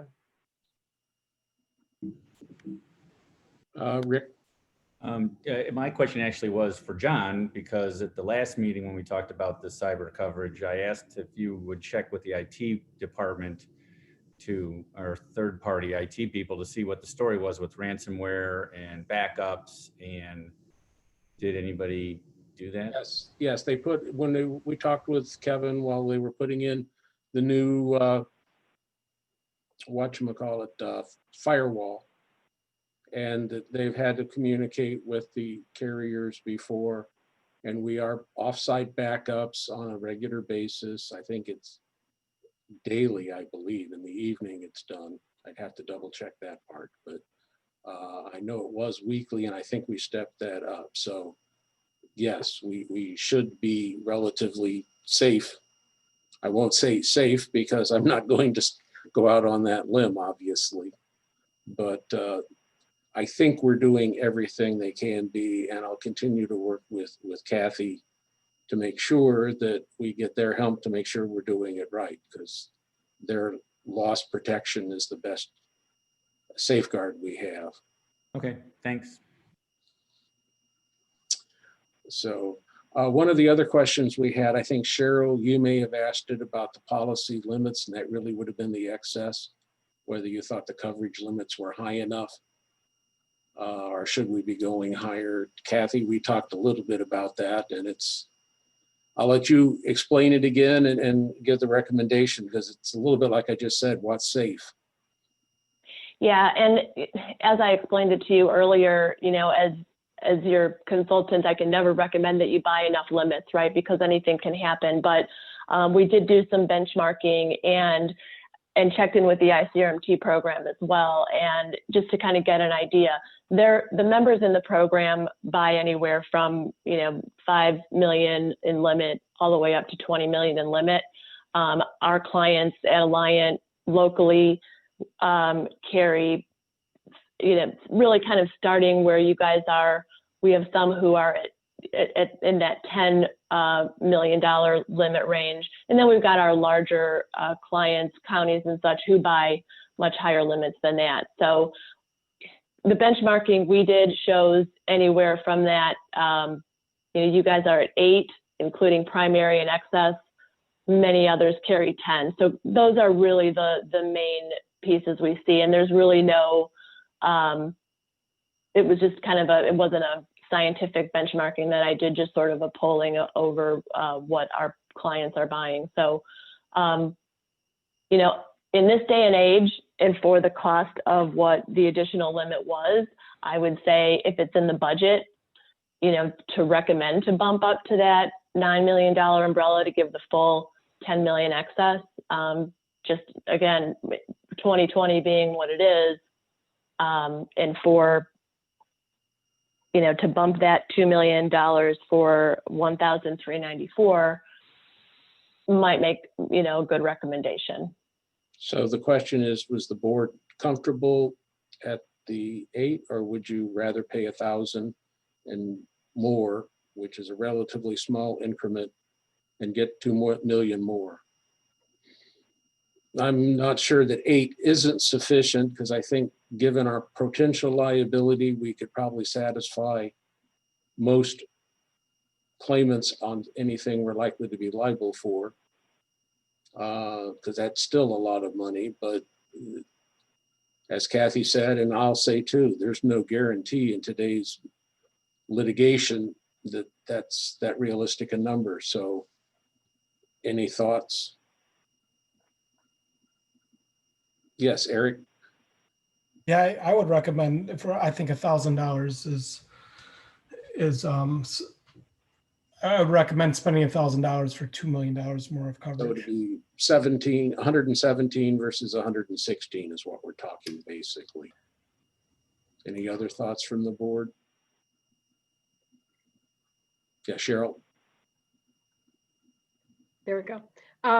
I had originally asked the question because I saw some, when I was investigating something else, I saw some higher coverages elsewhere for towns of comparable size, which is why I had asked that question. And I don't know a lot about the insurance area, but it just seems to me that we probably want to be at least in line with what other municipalities are doing. All right, anyone else? Well, I've heard 2 for increasing. Does that mean the rest of you, is there anyone who doesn't want to increase it by 2 million for a cost of $1,000? I mean, I just would say that, we can always look at that incremental cost and, then we look at $11 million and that's going to be another $500. I don't know what it is. I know. I don't know if we don't need it. I don't think we should get it. If it's a question of need and we don't really know that need until the occurrence, until the event occurs. Well, yeah, hindsight's always perfect, isn't it? Right.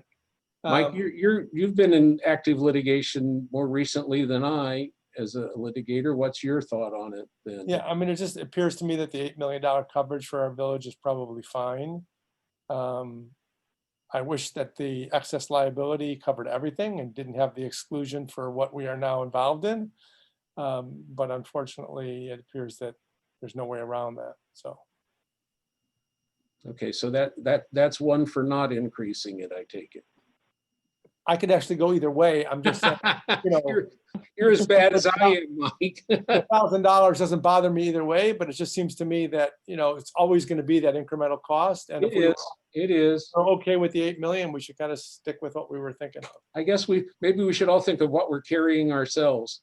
Henry, you're always wise. I'm going to poll the board here. What's your thought?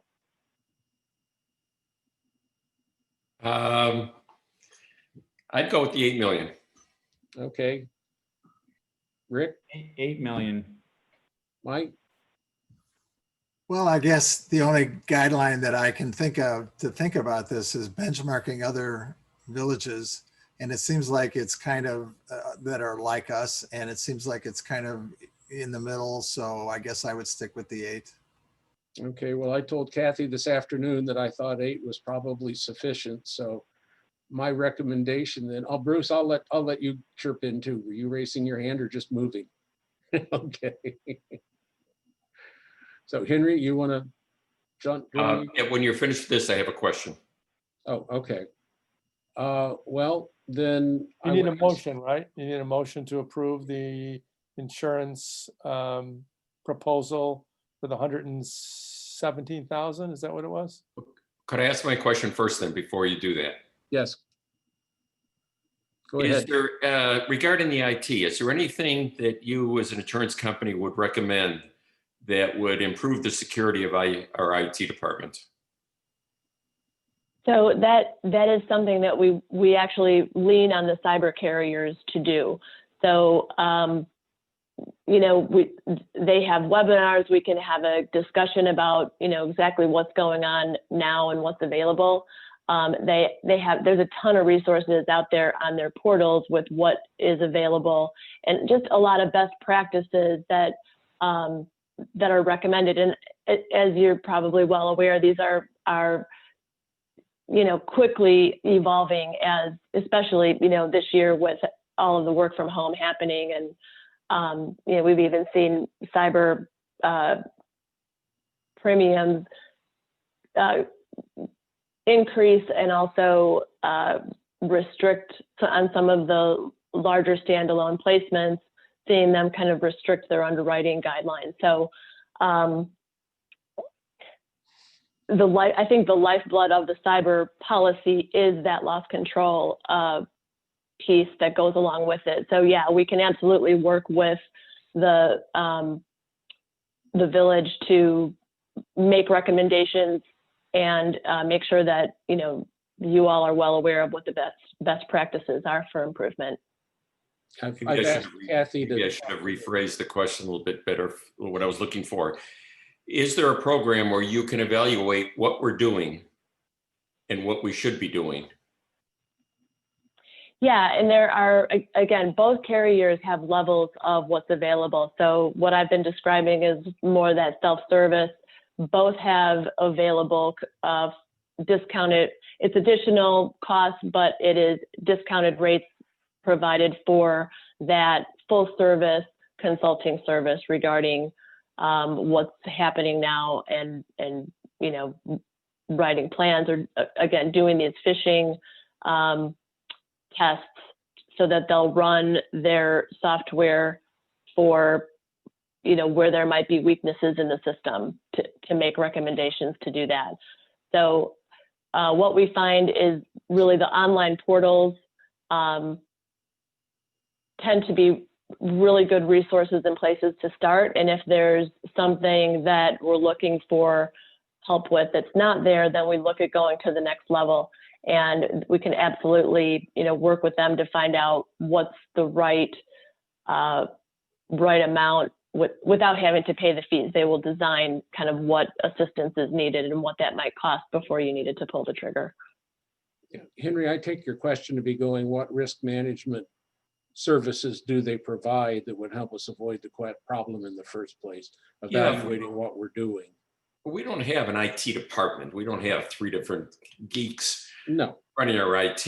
And if we're going to have a problem, I think, in our little village, I think that's one of the higher likelihoods. And to have someone come in and just take a day and do a survey and say, this is what you're doing, we would make these 3 recommendations. I think, I don't know what the cost is, but I'd like to take advantage of that, because it's something at least I've been concerned about the last 2 or 3 years. Henry, I'm especially as we move forward with greater interactivity on the web, with the website, trying to do things. Henry, I totally agree with you. We're all there, whether it's people with the phishing, the phone calls, or people trying to hack in to get something. So yes, we need to be proactive. That's part of what I've talked with Kathy about before with the services.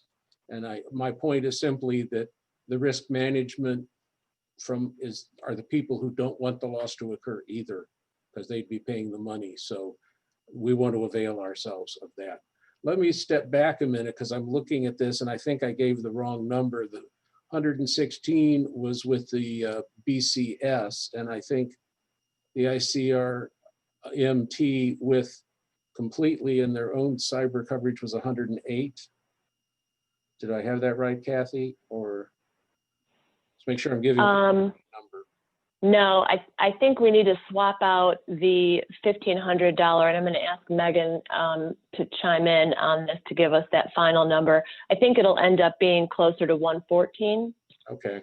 From the one, because we'll swap out that $3,000 BCS number and add in the $1,500 ICRMT number. Okay.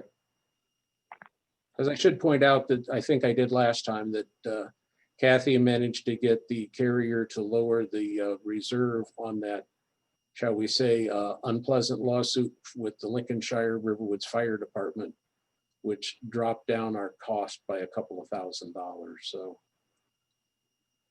So yeah, give me the number that I need to ask the board to approve so I make sure I get the right number out this evening. Sorry, Mayor, my Do I hear- system kept freezing up on me. That's my delay. Do I hear Megan? Oh, there she is. There she is. Sorry, bear with me one moment. My system keeps freezing at the worst time.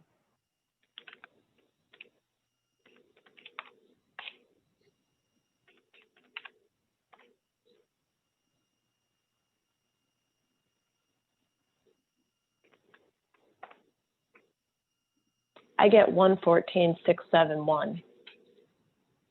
That's what I get. I get the same thing. $114,671. Okay, I'll ask the board to approve up to 115,000. That'll give us a So little wiggle room. Second. Or further discussion? Hearing none, roll call, please. Trustee Chamberlain. Aye. Trustee Clayton. Aye. Trustee Goldstein. Aye. Trustee Haber. Aye. Trustee Hollander. Aye. Trustee Jamerson. Aye.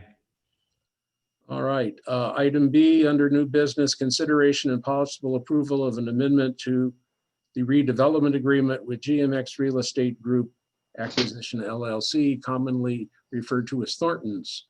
Council. Good evening, everyone. Andy Goodman is here. Do you see Andy?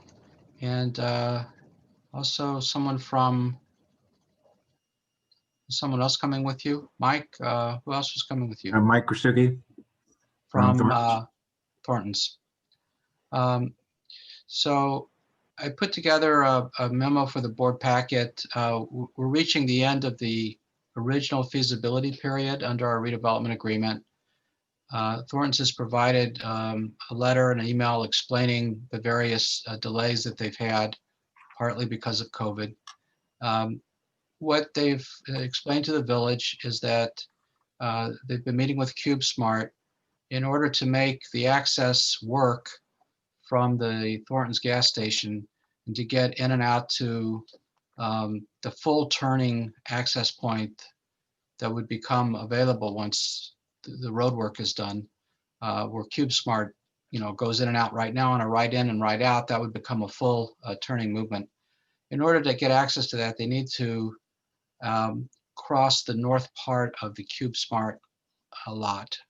They have to pass in front of the building on the north side. Right now, there is a 2-lane drive aisle. I think it's about 2 lanes. And CubeSmart has said that may be a pinch point. It may be too much traffic, too close to their customers getting in and out of the storage facility.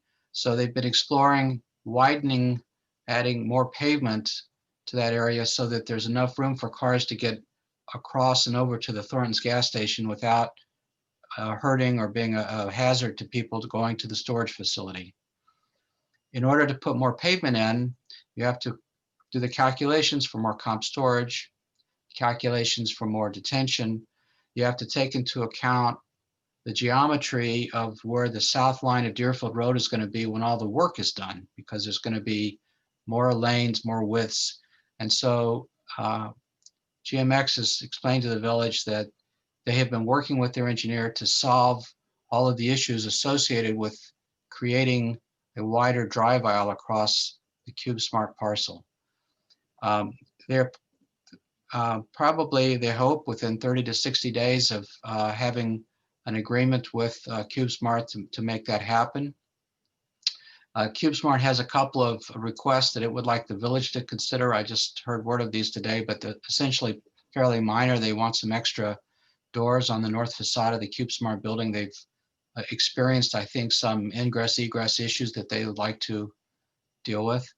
So because we run out of time in the feasibility period, you know, either it's terminate or put up more money, or, you know, be committed to perform. What GMX has asked us for is a 60-day extension of the feasibility period so they can wrap up this agreement with CubeSmart. And there's a couple of other things that are noted in the letter, and I'm not going to make the case for those. One is to adjust the timing so that the rest of the dates work. If the feasibility date's extended for 60 days, then the other dates in our agreement would be extended out. And then there was this concept that I tried to summarize in the memo, and I'll try again if it wasn't, it's kind of hard to get to. We knew that if GMX spends money getting the access improvements done ahead of Lake County, then the village will benefit financially from Thornton's being open earlier than it otherwise could be. Thornton's can't open without full turn access movements into the site. And in the original redevelopment agreement, we assumed there would be about a 24-month window where if GMX went according to the timeline in the RDA, in the redevelopment agreement, then the village would experience about 24 months of operations from Thornton's earlier than we otherwise would have. And we took into account the sales tax and other benefits to that, and then reflected back in a financial incentive to GMX to spend the money ahead of that, approximately $400,000. And then we tried to hold GMX's feet to the fire that says, if you don't give us the full 24 months, that $400,000 incentive will bleed down somewhat. I think it was $20,000 a month, because obviously the village isn't getting the full financial benefit we expected if you don't give us a 24-month window that where you're in operation. Despite all of the things with COVID and all the changes, if you look at the dates that GMX is now proposing, which is to start in the spring of 2022 with actual construction and complete in, say, October of 2022, that is probably going to provide us with the same 24-month window that we thought about over a year ago. Glenn and I corresponded with Lake County, sort of got an update from Chuck Gleason and the engineer from Christopher Burke, who's been doing their plans. As you know, the project includes bridge work, includes right-of-way acquisition. Based on the last discussions we had, it looks like we would basically be able to roll things forward, capture the same 24 months or so of early operation. Whether the board wants to sweeten the incentive because of the extra costs that GMX thinks it will experience in creating this additional drive aisle width, that's of course up to the board. But that's the background of why we're here. I can stop if you have questions for me, or we can ask if you want Andy to answer particular questions, or Andy, I don't know if you wanted to explain what you're finding in the way of cost. And I think also just the board would like to know, it's been so long, I send justice to you as well, Mike, that Thornton's is still committed to the site and wants to be here. So questions from the board? Yes, Henry. When I read through this, and I have to admit it was fairly dense for me, you anticipated a 1-year span of time to complete construction beginning to end. Is that correct? Andy, you've got to take yourself off mute. I'm off. I'm No, on. no, I'm talking to Andy Andy. Goodman. You're muted still. You have to unmute yourself, Andy. You're not talking yet. Can you hear me now? Yeah, now I can hear you. Yes. So the question was, in your presentation in the materials, you said it would take you a year to complete. When I clarified with you, I just want to make it clear, if you start in the spring of 2022, you can commit to complete in the fall of 2022 to be open. Correct. All right. So if that's the case, and if you're able to have an agreement with CubeSmart within the next 2 to 3 months, I'm wondering why you can't start next year, a year early. Well, there's a few reasons, and Mike could jump in, Mike Brazuki could jump in here as well. But the reality is that by the time we get through CubeSmart, get through the village approvals, get through IDOT, get through what other agencies we need to go through, FEMA, whatnot. The reality is that we won't be done with all our permitting well into the summer, if not the fall of next year, which would push us into winter construction, which Thornton's is not going to agree to do. Mike, did I miss anything here? Yeah, that's basically it, as well as our store allotment that we're planning to build next year has already been kind of finalized as of this point. So, we're going to, open 8 stores next year, and we know which stores those are, and we just can't come up with, $5 or $6 million out of the blue to add another store into next year's budget. So we need to get these kind of locked down and then plan ahead and put them into their construction season, which is what we're doing with this one. And we will commit to, putting this one into the 2022 construction season, or start in the spring, open in the fall. It's probably going to be from start to finish 6-month process, maybe 7 with the road work that needs to be done. So a little longer than some others, but it doesn't take a year to build. It's just when we had the original agreement, depending on where it fell within the timeline, we wanted to have a year's worth of kind of flexibility on where to slot it in. But at this point, we can commit to a 2022 construction season.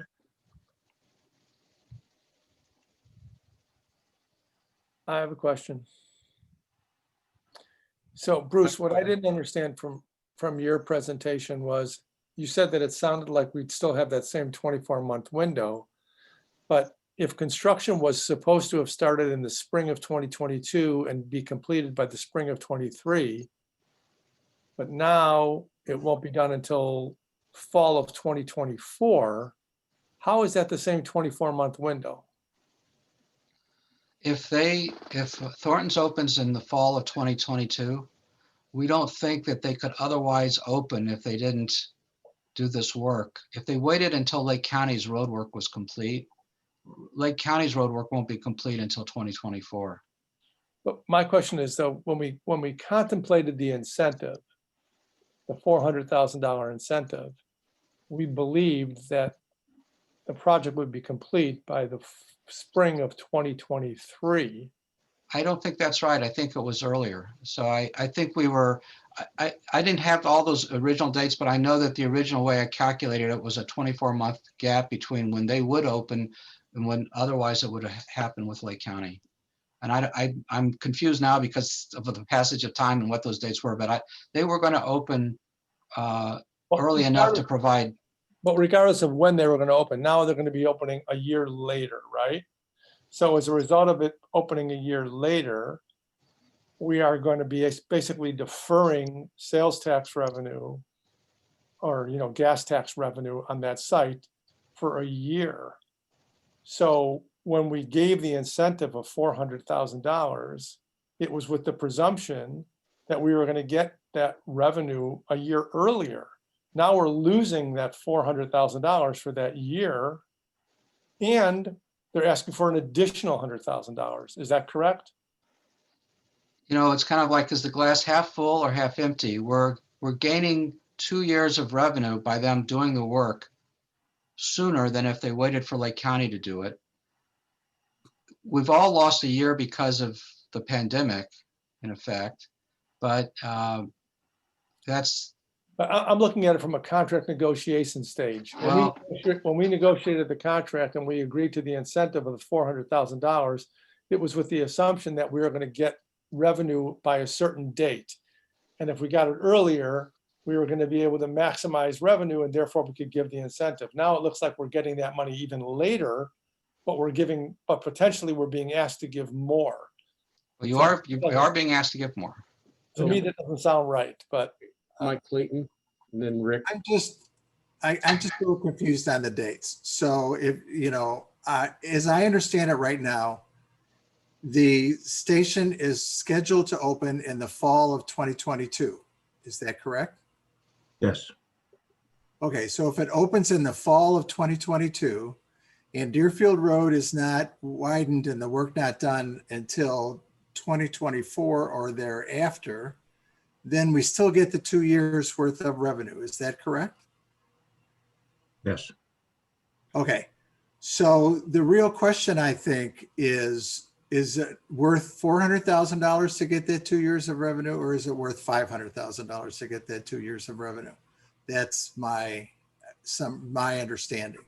If that's wrong, please correct me. Rick.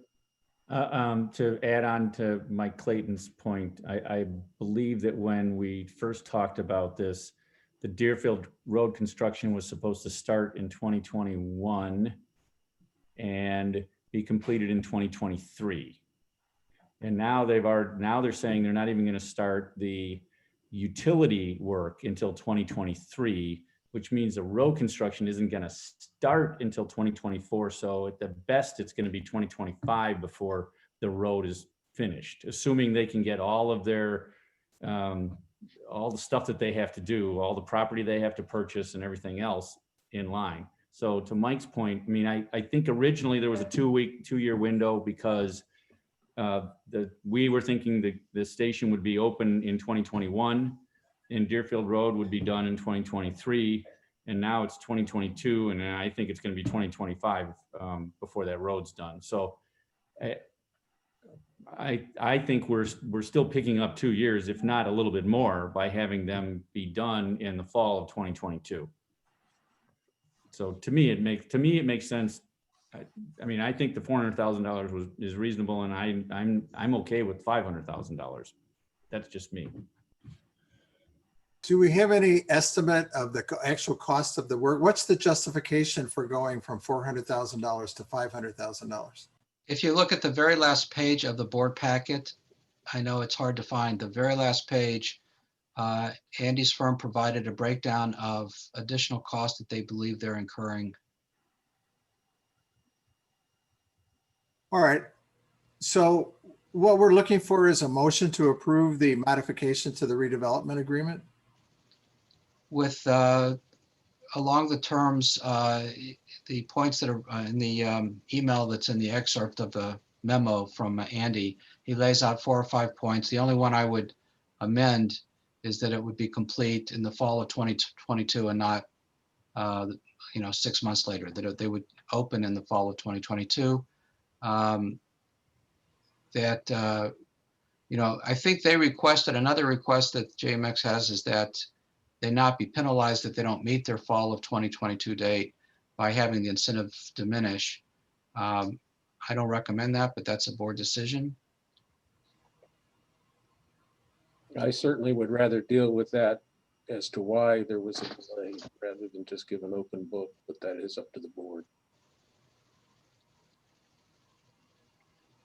So, Mike? Well, it's a bit of a complicated motion, but I think that what I would like to move is that we accept the redevelopment agreement as outlined in the board packet with the inclusion of the incentive to go from $400,000 to $500,000, but without any, but retaining the concept of reducing the incentive should the station not open in the fall of 2022.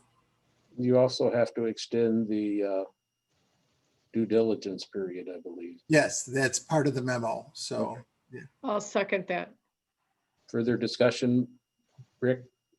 So I'm not a lawyer, but I will say that the Play one fall, on TV. Oh, the fall of 2022 leaves some question as to what that means. Can we specify end of October 2022? Yeah, Whatever, I just think we should have. yes, I would amend my motion to say that. Cheryl, you'll accept that? I accept. Thank you. Further discussion? You're welcome. Enjoy your night. Oh. Sorry, Sorry, Alexa. yeah, Alexa's watching me again. I would respectfully ask for the calendar year 2022. We are opening a store in Huntley in the middle of December this year, and we're opening 2 stores next week in Worth and Palos Hills, and that's mid-November.